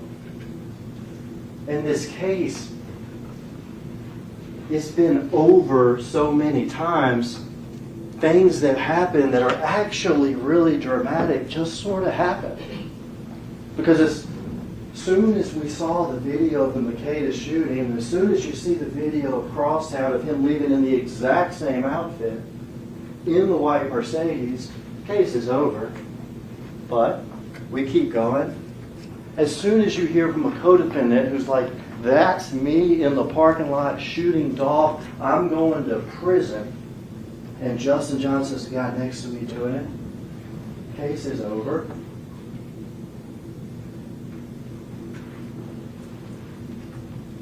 As soon as you see the Haven Court video, 40 minutes after the shooting of the two shooters and his cousin, case is over. But then things kept on happening. That if you didn't have all that proof, it would have even been more dramatic, or would have been dramatic. When they happened, I would see in your eyes a little thing, a little twinkle. We have his phone. And the night before, we have a text. The night before the homicide, we have a text. From who? Treon Ingram. To who? Justin Johnson. Sending him what? A picture of the white Mercedes. What do we have next? Another text. Justin Johnson. Treon Ingram. Dropping his location. Bradley. Kissed and said. They met on Bradley. Then they drove to Valera. And they switched the cars. That's corroboration. So do you have to be willing to trust Kissing Garter with the keys to your car? Of course not. You think I'd trust Kissing Garter with the keys to my car? But do I know he's telling the truth about this? Well, yeah, I do. Because it's on video at Valero. It's documented in his phone with literal pictures and locations.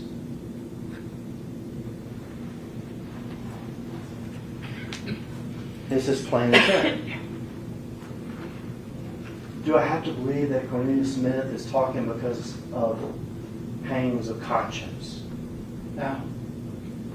No. He's talking because he got caught. Is he hoping that the truth will help him? Absolutely. He's hoping that the truth will help him. Is he going to prison after this? Absolutely. He's going to prison after this. Is there anything about his testimony, like Kissing Garter's, that we can corroborate? Well, my goodness. What's the first thing he tells us about that day? Justin Johnson calls me. I think I miss a call, and then I get a second one. And what do we got? Justin Johnson's phone. You can delete your call logs, which he did from that day, but they're still in the phone. And what do you know? 2 calls to Cornelius Smith from him right before he comes and picks him up at Lamar and Sons. That's corroboration. What does Smith tell us? We go to Bradley directly after the shooting, but dump the cars. Dump the cars is important. Because here's another little, real tricky truth test.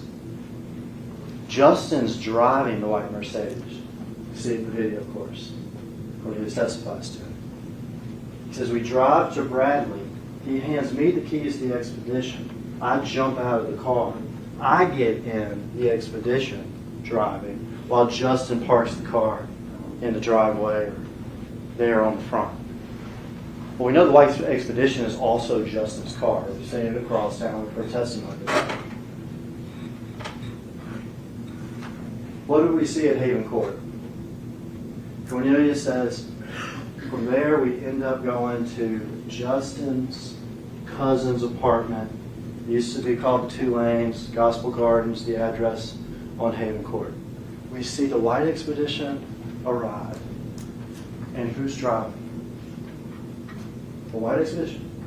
Justin's car. Who's driving? The dude with the messed up shoulder and the messed up shirt. Cornelius Smith. I mean, how do you make that up? How do you make that up? They pull up at Haven Court with Cornelius Smith driving and Justin in the passenger seat, just like it had to happen, just like Cornelius Smith told you when he testified.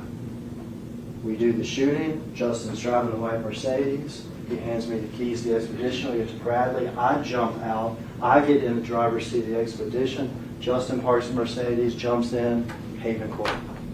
And what do you know? That's what we see. And what do you know? If you're lying, that detail is almost impossible to account for. Corroboration.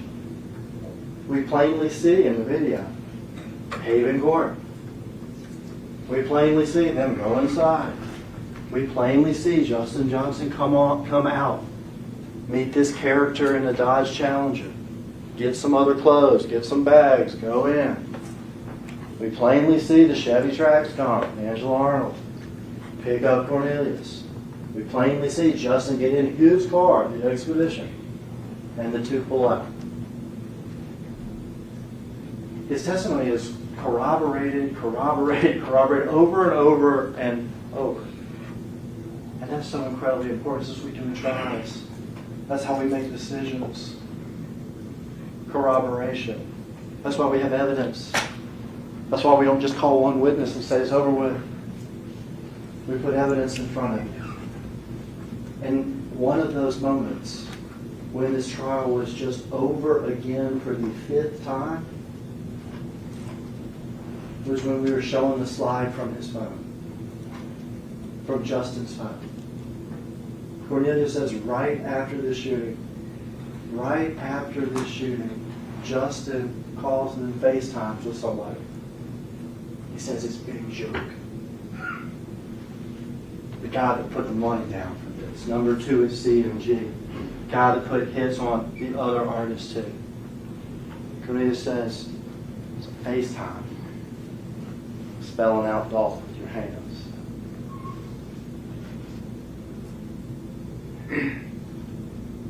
And what do we find in Justin's phone? I mean, delete stuff all day long. He did. Whole day. November 17th. Deleted all day long, but it's still in there. A call and FaceTime interaction with him. Justin Johnson with Big Joke. Who Big Joke? Cornelius tells you. And there you see it in black and white. It's not 1981. No, that's true. Caught on camera and everything else, but you're also walking around your pocket with a phone that you can delete a call on, but it's still there. The times you called Cornelius Smith that morning, still there. The time when you called and then FaceTime with Big Joke right after the murder of Dolph, still there. The videos from Haven Court that show you arriving, still there. The videos of Haven Court that see you changing clothes. Did he have enough time to do it? Well, yeah, he had enough time to do it. He left the crossing at 10:51. He had over an hour and a half to go drop off his kid 20 minutes away and drive 10 minutes. Total trip would probably take you 30 or 40 minutes. Yeah, you have enough time to do it. We saw him do it. Memphis talk. All the times. All the times. Before the murder, we see him at Crosstown in the murder outfit. Similar clothing? No. Identical clothing. Patch on the legs. Bass Pro hat. Everything.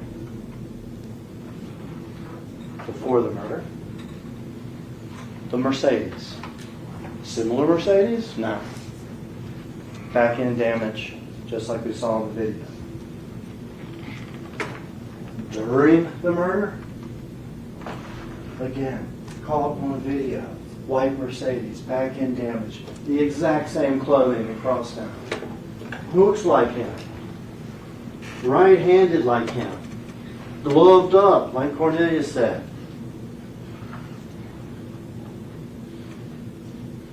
Driving away from the murder. Who you calling? Who you texting? Big Joke. Caught before. Caught during. And then caught after. At Haven Court. Video of them arriving and leaving. Caught before, during, and after. That's called being caught all the times. All the times. He is literally caught before, during, and after. Caught all the times. And then what does he do? Then what do we know? Another Memphis phrase. Get on down. Get on down. Cross town, the last video. Hacking my suitcases to head out of town.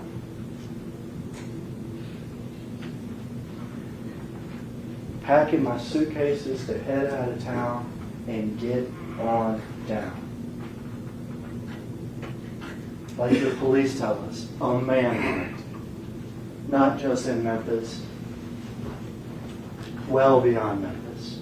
As Jamarcus tells us, he's going in and out of town. As Jamarcus tells us, he sees pictures on social media, Rolls Royce, stacks of money. Get out of town, get on down.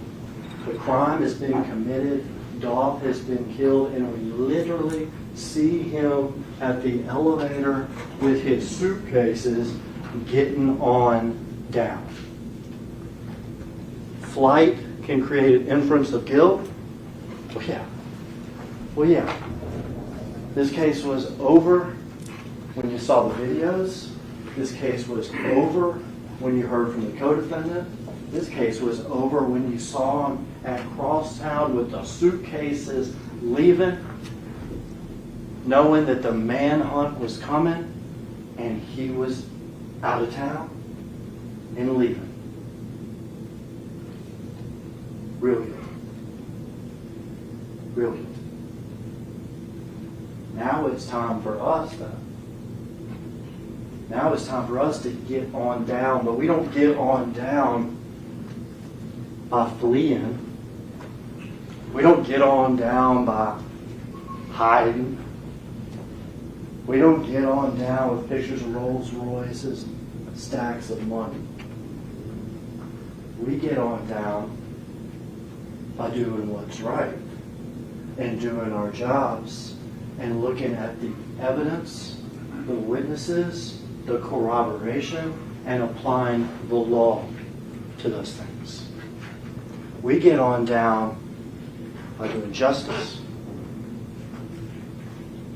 We get on down by saying you are called all the times.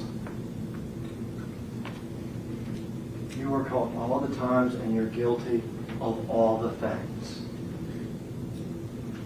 Conspiracy to commit murder? I just heard, okay, let's at least cut him a break on the conspiracy to commit murder because man, he wasn't there for at least like one of these meetings with Big Joke or something. That's what I just heard. Let's cut him a little break on the conspiracy to murder because he's not at this meeting with, Big Jook and Govan and Cornelius. So let's cut him a little break on that. That's what I heard. Let's cut him a little break on that. There's no requirement in the law that every conspirator have to be at every single meeting with each other. There has to be an agreement and an understanding. And there was clearly an understanding. Big Jook is going to pay money to take out PRE artists, and at the top of that chain is Dolph. Now, does he demonstrate any understanding of that? Is there anything he does that shows he's part of this understanding that this is going to happen? Yeah. He literally shows up with gloves and guns, has a white Mercedes he gets from Treon, has Cornelius driving next to him, and they drive and go do it. So the idea that, okay, he committed the murder, but give him a break on the no. He's guilty of the conspiracy just like they're all guilty of the conspiracy. And of course he's guilty of the murder because we watched it on video.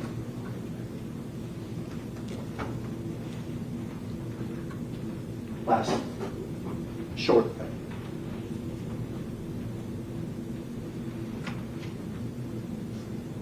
Just one lyric. Just one lyric. You too real. Dolph, you too real.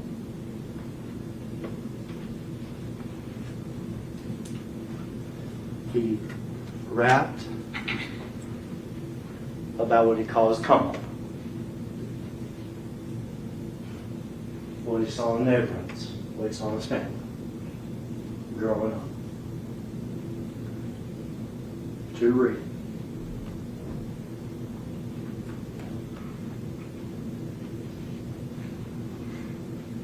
He rapped about people that he had a rivalry with. Too real. Dolph, too real. Included disses of dangerous people like Big Chuck. You're too real. Too real. Too real.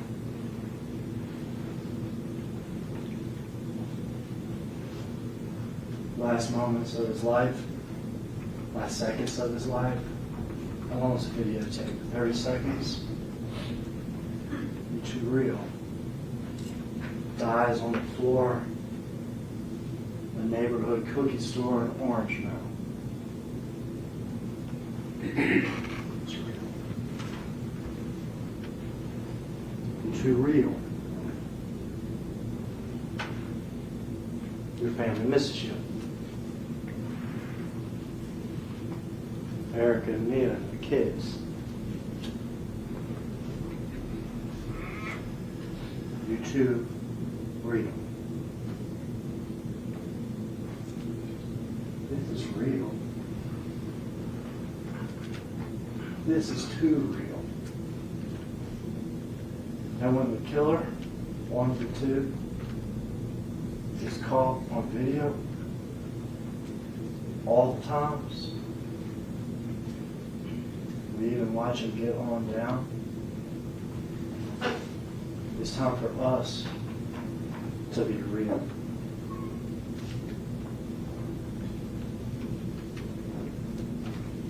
And we don't need Memphis talk for that. It's called just do what's right. It's as simple as that. Just do what's right. Cornelius Smith and Justin Johnson killed Adolph Murder Jr. November 17th. We watched it happen. Cornelius Smith, Justin Johnson, Hernandez Govan, Big Chuck, they all conspired to have it done. And it was done. November 17th, 2021. And as he did it, he was already a convicted felon. He should be found guilty of all counts. You do what's right. That's how we do. Guilty of conspiracy to commit murder, murder in the first degree, and convicted felon with possession of a handgun.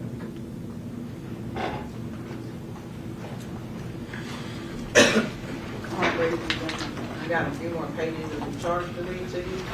I'm going to pick up on page 29.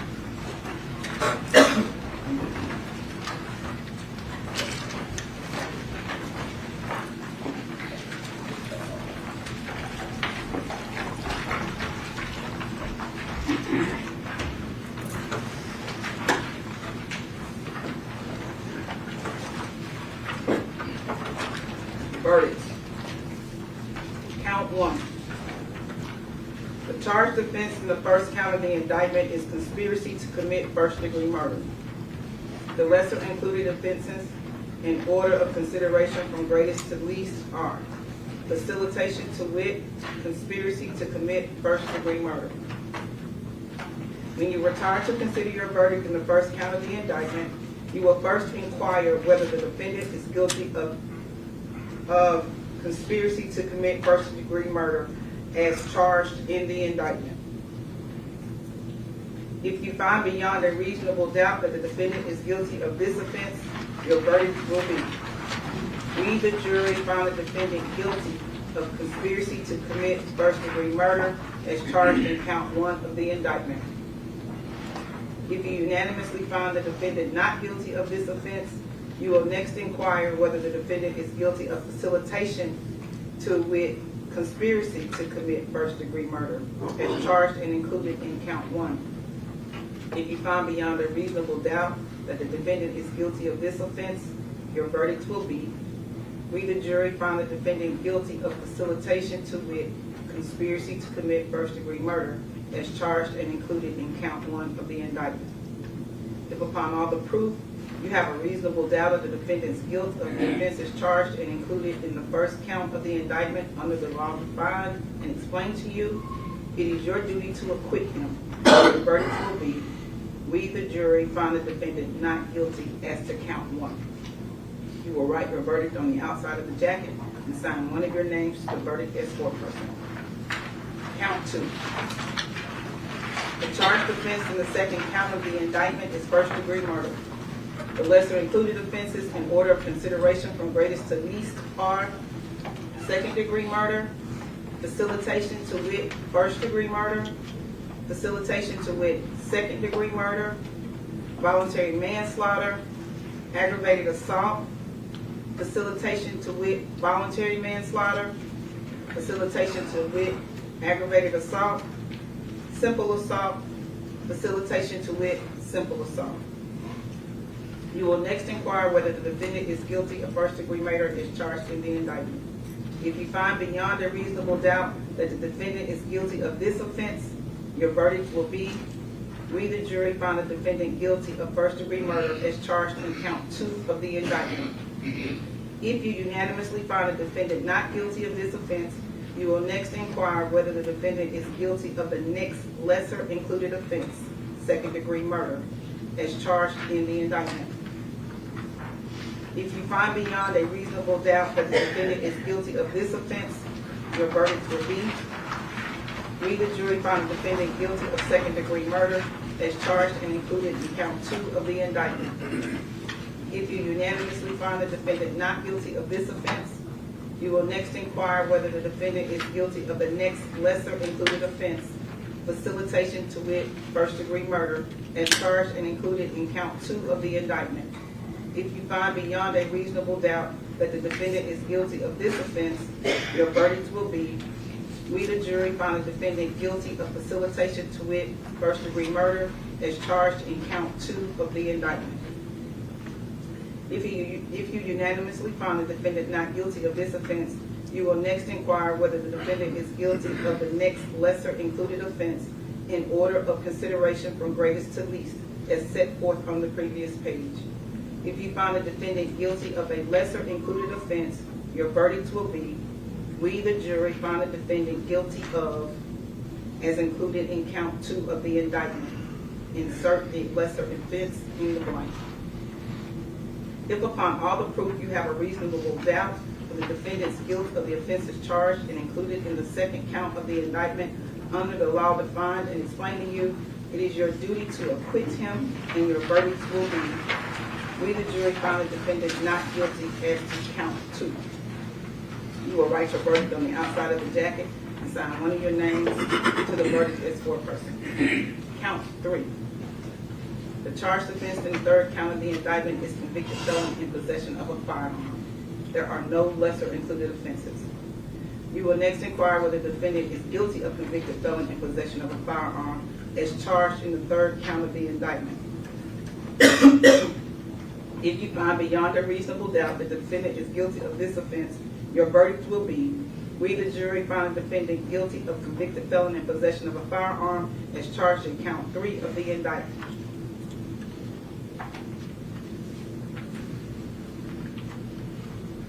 If upon all the proof you have a reasonable doubt of the defendant's guilt of the offenses charged and included in the third count of the indictment under the law defined and explained to you, it is your duty to acquit him, and your verdicts will be, we, the jury, find the defendant not guilty as to count 3. You will write your verdict on the outside of the jacket and sign one of your names to the verdict as foreperson. When you retire to the jury room, you will first select one of your members as foreperson who will preside over your deliberations. When you have reached a verdict on a particular count, the foreperson will write your verdict as to each count on the outside of the jacket and sign his or her name to the verdict as foreperson. Take the case, consider all the facts and circumstances fairly and impartially, and return to the court with verdicts that truth dictate and justice demand.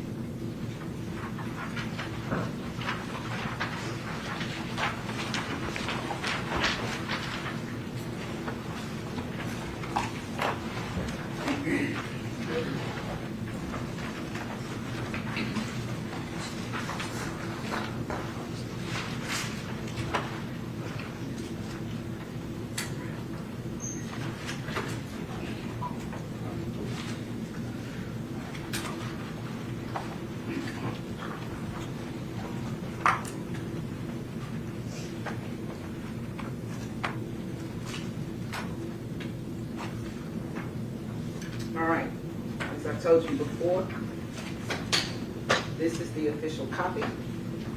Please refer to it. There's just been a couple of minor changes made, but nothing substantial, nothing substantive. Let's put it that way. A few typos I ran into, but other than that, please use yours, make notes on yours, refer to yours. But this is the official copy if there's any discrepancy.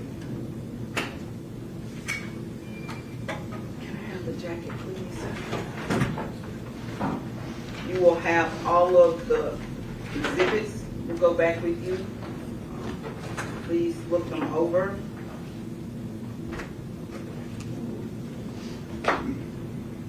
If at some point you want to watch videos, please let us know. Do you have did you make the list? Okay, is it, do we need It's been numbered as an exhibit, Your Honor. Okay, so it's with the exhibits. Do you have a clean laptop so they can you get us a clean laptop so they can watch videos as they want to watch We'll get it, videos? Your Honor. Thank you. So you will be provided a laptop that's clean, so you can watch videos how you want to watch videos. And there will be a list accompanying the video to show you, to tell you, describe to you which video is which. Does that make sense? Okay. So, is everybody in good shape to deliberate? You getting ready to choose alternates? Everybody good to deliberate?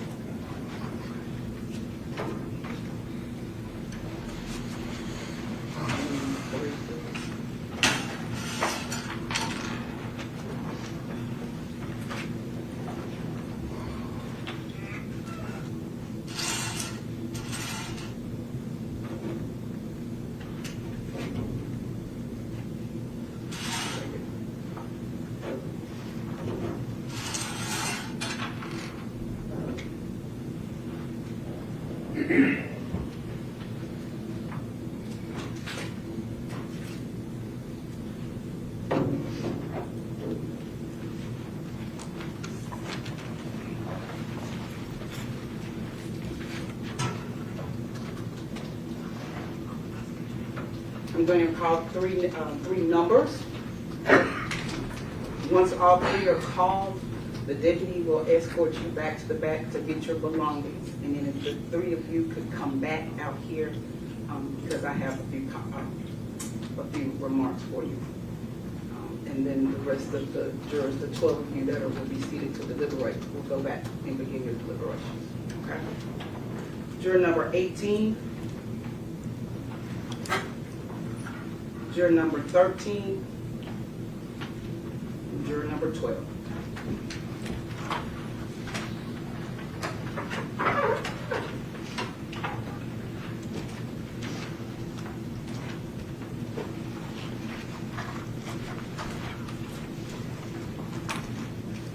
You guys can look at these if you'd like. You can review these if you'd Oh, like. yes, That's what I said. Oh, no. Just always. You can read.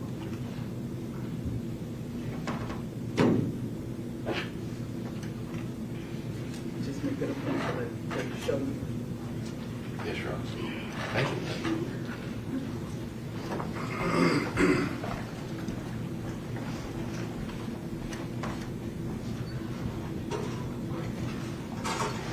Lunch should be here in a little while. Let me admonish you now. All 12 of you will deliberate at the same time. There should never be an opportunity where 2 or 3 over here eating and the rest of you are deliberating. If you decide you're going to eat, everybody eat. If you decide you're going to take a break, everybody take a break. When it's time to deliberate, everybody deliberate. Just let the deputy know that you're doing something different besides deliberating. Okay?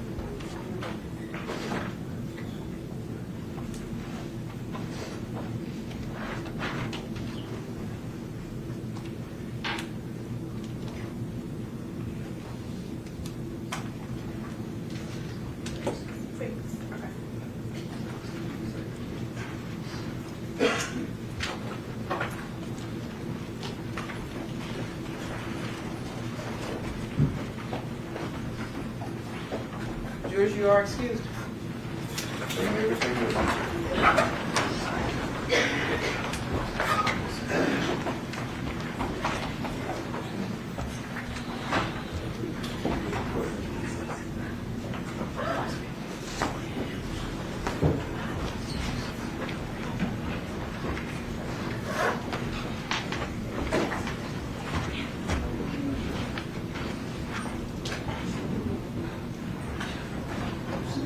Court stands in recess.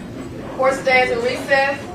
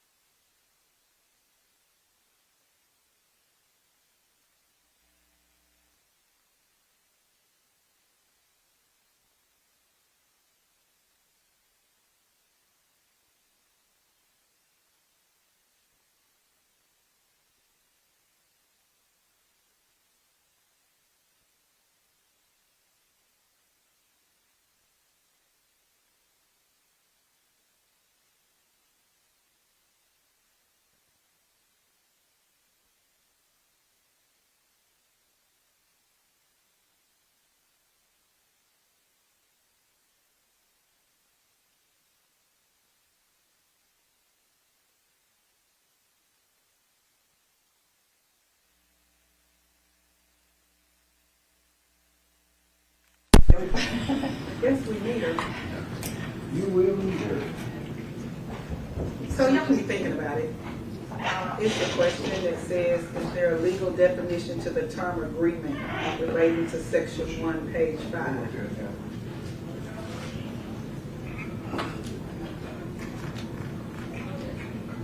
I don't think there I don't think is. it's a legal It's just definition. a I think they're overthinking it. Yeah, like it's the It's common. a common usage. term, Yeah. right? Common term. I don't know that I can even say all of that to them. I probably can just say no, or I think you could say no. The only other thing I can think of is you could direct them back to the part of the jury instruction that says, based on your everyday experiences, you know, that one line, I can't remember where that's at, but I think you know what I'm referring to. Is there a legal definition to the term agreement? agree.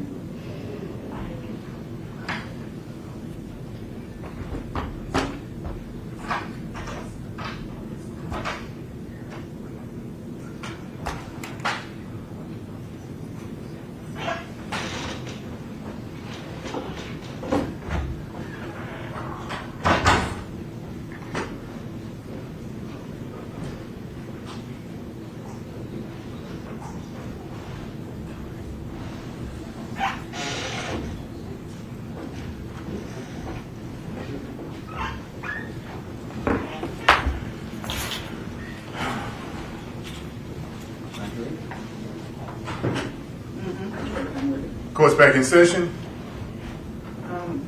So for the record, the jury had a question. Their question is there a legal definition to the term agreement relating to section 1, page 5? Agreement is in quotation marks.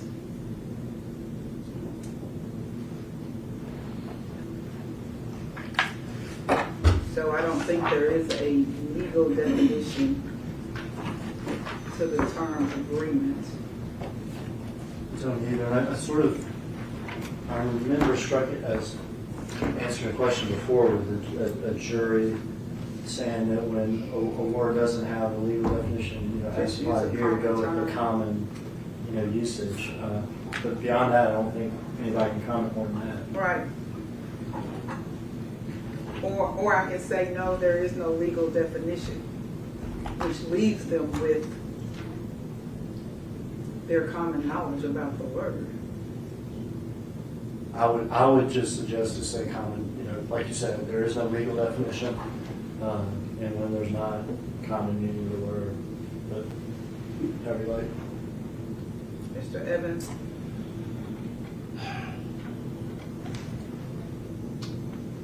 I think based on kind of thinking about it for a minute, I think that you can only, I would suggest just saying there's no legal definition. I don't have a problem with saying. If that's what Mr. Evans is asking for, that's fine. With saying something to the term of, everyday usage, or what I was referring to is consider all the evidence in light of your own observations and experiences in life, but that's not really specific to defining a term, so that may not be helpful to them, but I think either way it's phrased, it would be fine.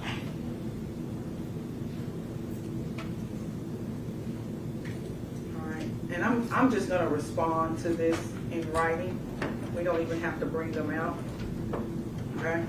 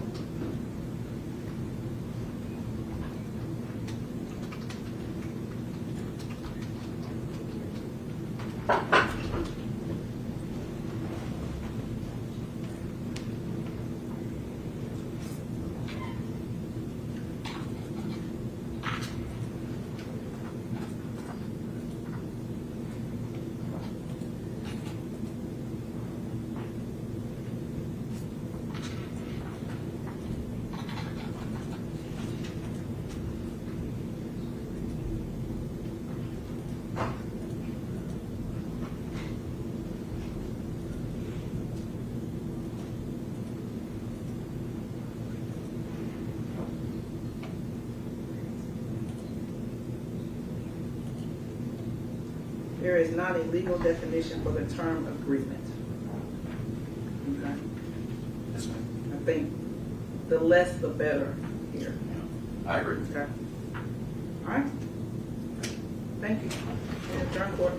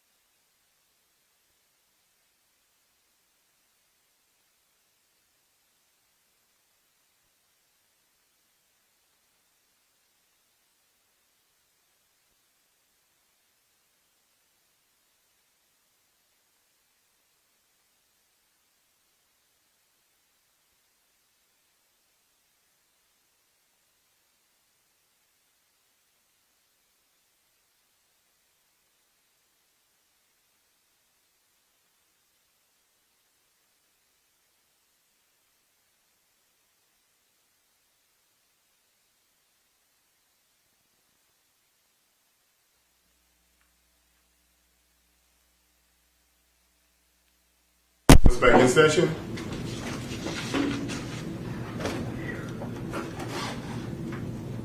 We have a verdict to the members of the public. If you don't think you're going to be able to not show any emotion during the reading of this verdict, I ask you to remove yourself now. There won't be, the court won't tolerate any outburst of any sort from anyone.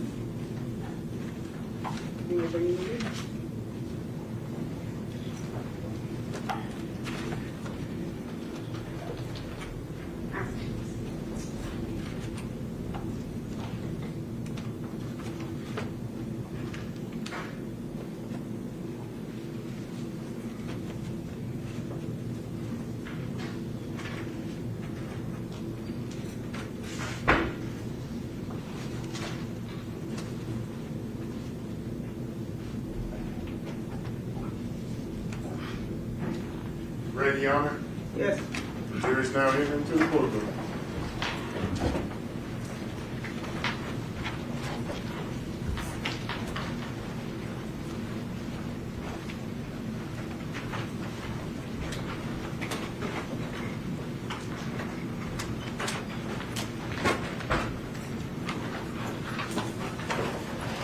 Ladies and gentlemen of the jury, have you reached a verdict? We have, Your Honor. Four person? If you would stand and read your verdict, please. We, the jury, find the defendant guilty of conspiracy to commit first-degree murder as charged in count 1 of the indictment. We, the jury, find the defendant guilty of first-degree murder as charged in count 2 of the indictment. And we, the jury, find the defendant guilty of convicted felon in possession of a firearm as charged in count 3 of the indictment. Thank you.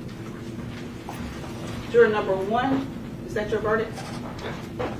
Juror number 34, is that your verdict? Yes. Juror number 35, is that your verdict? Yes. Juror number 11, is that your verdict? Yes. Juror number 14, is that your verdict? Yes, ma'am. Juror number 17, is that your verdict? Yes, ma'am. Juror number 27, is that your verdict? It is, Your Honor. Juror number 33, is that your verdict? Yes. Juror number 25, is that your verdict? Yes. Juror number 44, is that your verdict? Yes. Juror number 23, is that your verdict? Yes, ma'am. Juror number 28, is that your verdict? Yes, ma'am. Thank you. Ladies and gentlemen, I want to thank you again for your time and attention to this matter this week. Our system of self-government would not work without your service and sacrifice that you've made. Thanks again for your time and attention. You are excused. Jurors excused.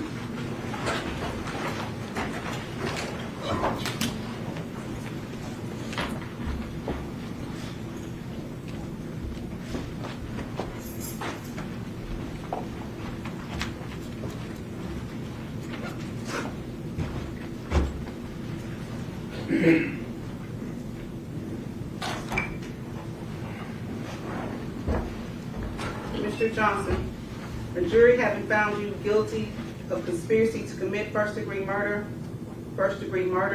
and convicted felon in possession of a firearm. As the 13th juror, I affirm this verdict. As to the first-degree murder, I sentence you to life in prison.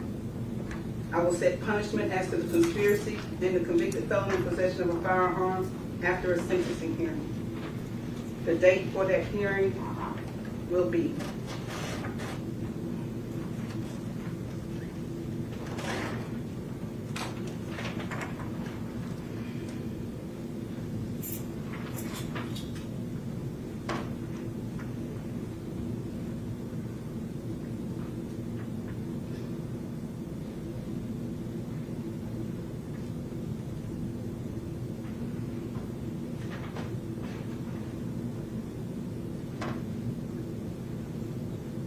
November 1st?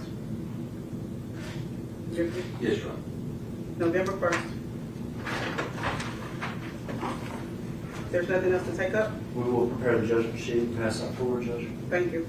And the pre-sentence report. The order for the pre-sentence report. Sir, once we get that, we'll get those to you. Thank you. You may adjourn court. All rise. Stand up. This honorable court stands adjourned to Monday morning at 9 a.m.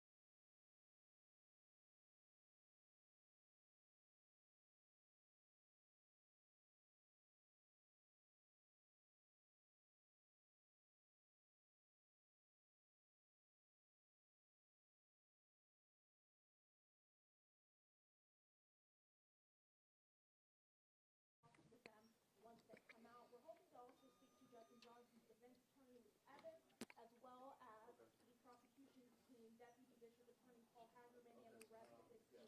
Again, Justice Johnson, one of the men who was accused of killing Mrs. Bradford, Young Dolph, has been convicted of murder, conspiracy to commit murder, and being a convicted felon in possession of a handgun. This jury began deliberating around noon today. They are a jury not from Memphis, not from Shelby County, from Davidson County, where Nashville is. Joy Kim, I'm going to back to you. We'll come back once we speak to attorneys. Yeah, less than 4 hours. Let me tell you, because they had some time to eat some lunch. And then over lunch, they began deliberating over lunch. The judge gave them that opportunity to do that. And you hear just less than 5 minutes ago the guilty verdict, finding Justin Straight Drop Johnson guilty on all counts: conspiracy to first-degree murder, as well as convicted felon in possession of a gun. Now, this, again, coming less than 4 hours after this after this jury began deliberation. And let me tell you, it's been a very emotional week, not only for the family of Young Dolph, but especially the city of Memphis, because everyone loved Young Dolph for his music, for his contributions to the community. But this right here, coming again after 4 emotional days, especially with all the information that we learned coming out of this trial, knowing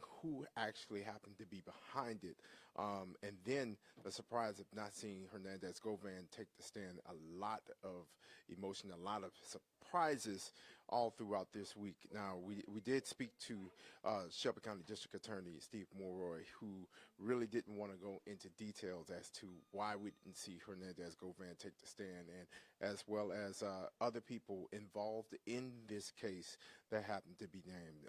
Needless to say, Anthony Big Jook Mims, understanding why they didn't get an indictment over his case or his involvement in this case. Now, for sure, we're waiting right now for people to start making their way out of the courtroom. We already have seen the family of Young Dolph make their way out of the courtroom. We possibly very well may hear from them as to their emotion behind this guilty verdict. Justice finally coming to them nearly 3 years after the shooting death of Young Dolph on airways in front of Makeda's. Definitely a lot of information that has come out. A lot of information that we've heard in the past, but now this week it's confirmed. Darryl. First-degree murder and convicted felon in possession of a firearm. Now, shortly after, the judge did sentence him to life in prison, and we do know that juries made a decision in just about 4 hours. They originally went in around noon, and right about the 4 o'clock mark, that's when we heard that verdict was coming in. And we know that all eyes have been on this all week since Monday, when this trial started for Young Dolph. And we know that justice for this family, for friends, for fans, they've been waiting on this for about 3 years. And all it took was just about 4 hours Well, you know, starting off with the defense, with their closing argument, they came in hot, needless to say. But Paul Hagerman then took over, and he shut every doubt for the jury, shut it down. Because for the simple fact of, you know, you have every piece of evidence that the prosecution pointed out, the surveillance video. That was in the opening statement. And then as the trial progressed, you saw the digital forensics that pointed straight to Justin Johnson as well as Cornelia Smith. We're talking about phone calls that have been made 24 minutes before the murder. And then the phone calls that Cornelia Smith, who even took the stand, even pointed to a FaceTime with the, I guess you would say, the real mastermind behind the plot to kill Young Dolph, who we later found out, Anthony Big Jook Mims. That all pinpointed out with digital forensics from MPD.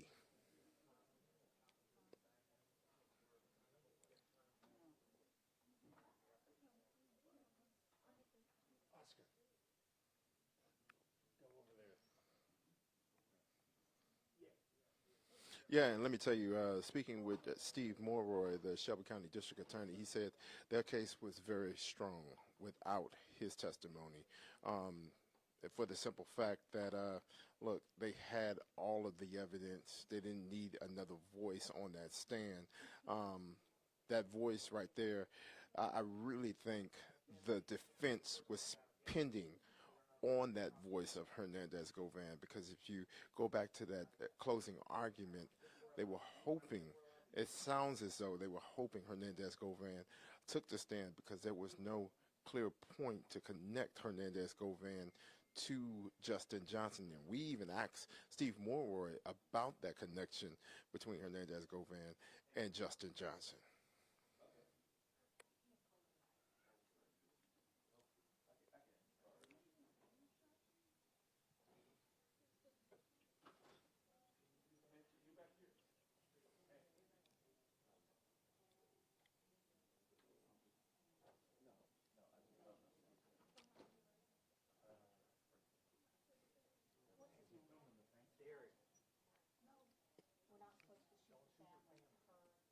That's not family we were shooting. Okay. Coming out of there is family. Okay, those are attorneys. Those are attorneys. But still, you don't know who's going to end up being.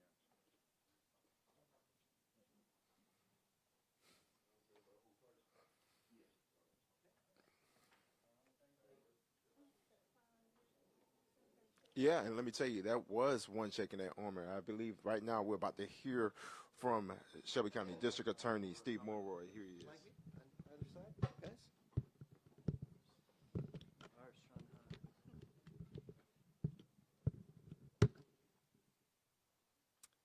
You tell me when you're ready. Great. All right. Well, so we are obviously gratified by the jury's decision. We are very gratified that justice has been done in this case, and we will continue to make sure that all of those who are responsible for Young Dolph's death receive the punishment they deserve.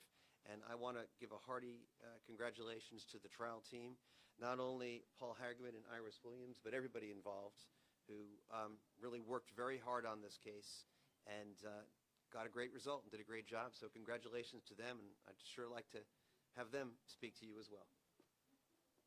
I think it's been a long, hard week for everybody.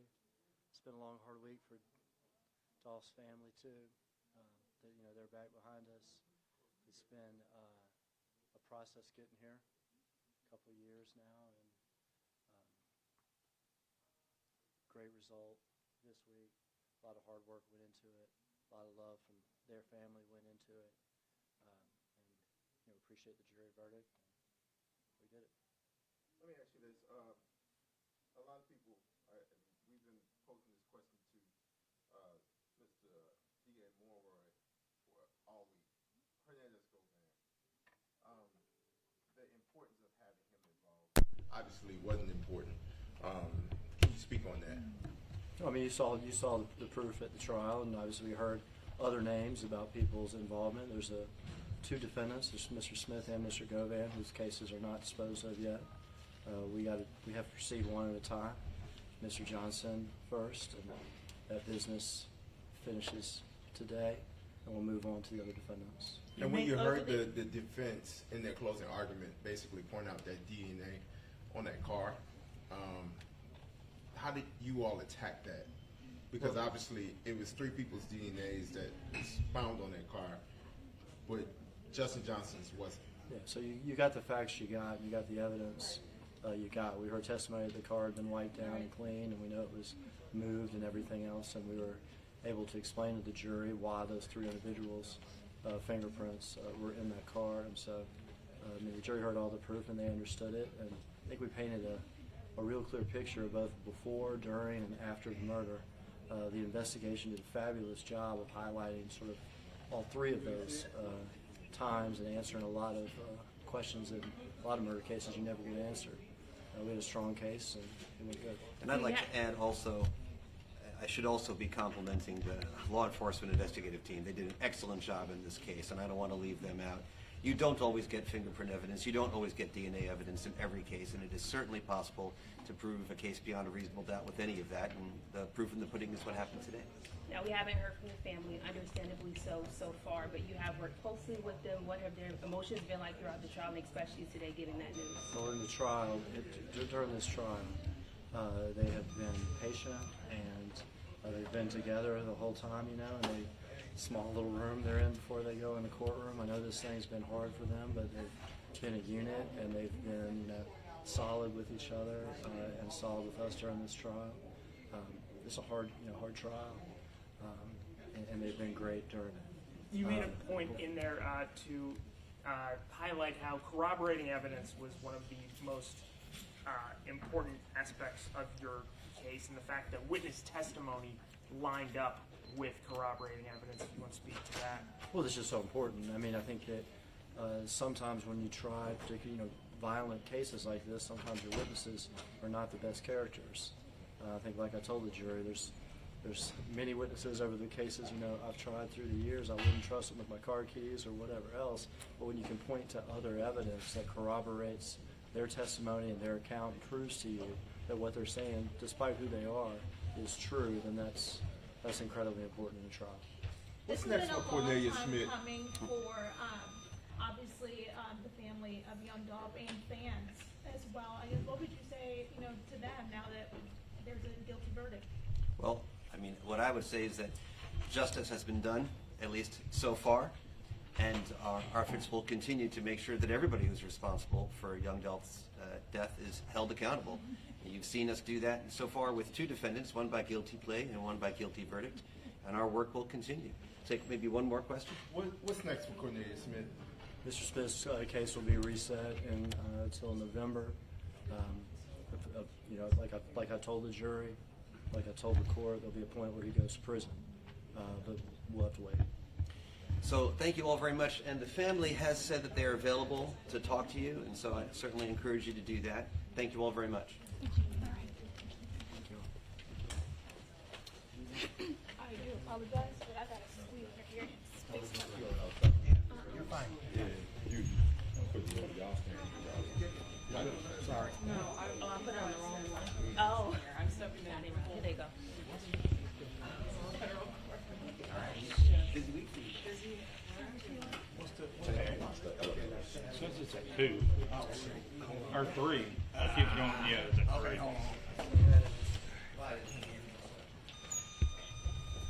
Just turn it off. Just turn it off. Yeah, turn it back off.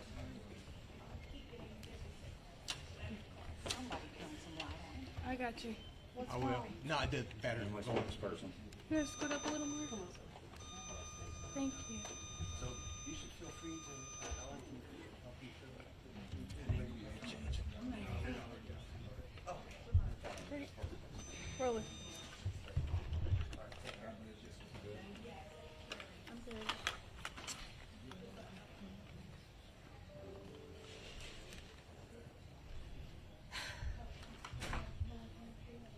On November 17, 2021, our lives changed forever.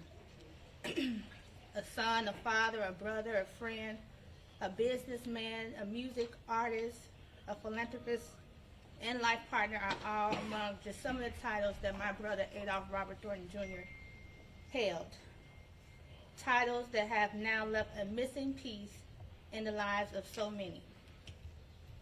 I want to say thank you to the jury for their service and decision in this case to bring us one step closer to justice for our family, friends, supporters, and the community that has supported us during this time. Thank you to Judge Mitchell, Shelby County District Attorney's Office, including Paul Hangerman and his team, the MPD, U.S. Marshals, Tennessee Bureau of Investigations, and other investigators and staff that assisted us with this investigation and case, ensuring that those responsible for this crime and involved with this crime have and will be brought to justice for their actions. We realize this act of violence has impacted so many outside of our family and friends. Your outpouring of love and support throughout this process does not go unnoticed. We ask that instead of focusing on those who committed this crime, you focus on the man that Adolph Robert Thornton was.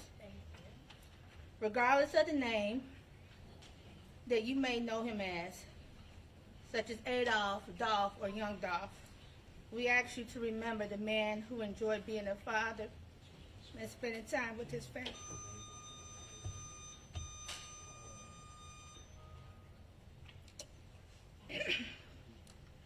We ask that you remember the man who enjoyed giving opportunities to those who were often overlooked and counted out.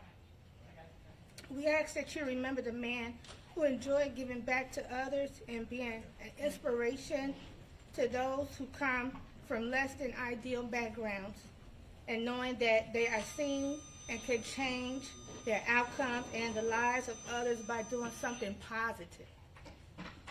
We will continue to heal and keep Adolph's legacy alive.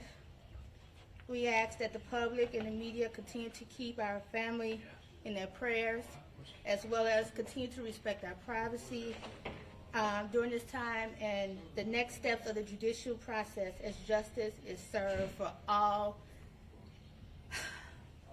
those involved for our loved ones. Thank you.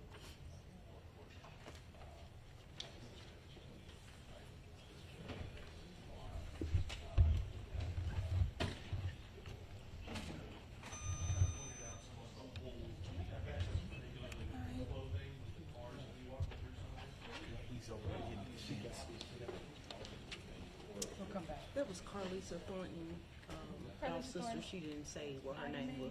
She's over the Arthur Foundation. Mm-hmm. Okay. I'm so sorry. The correct spelling of her name is C-A-R. C-A-R. L-I-S-A. C-A-R.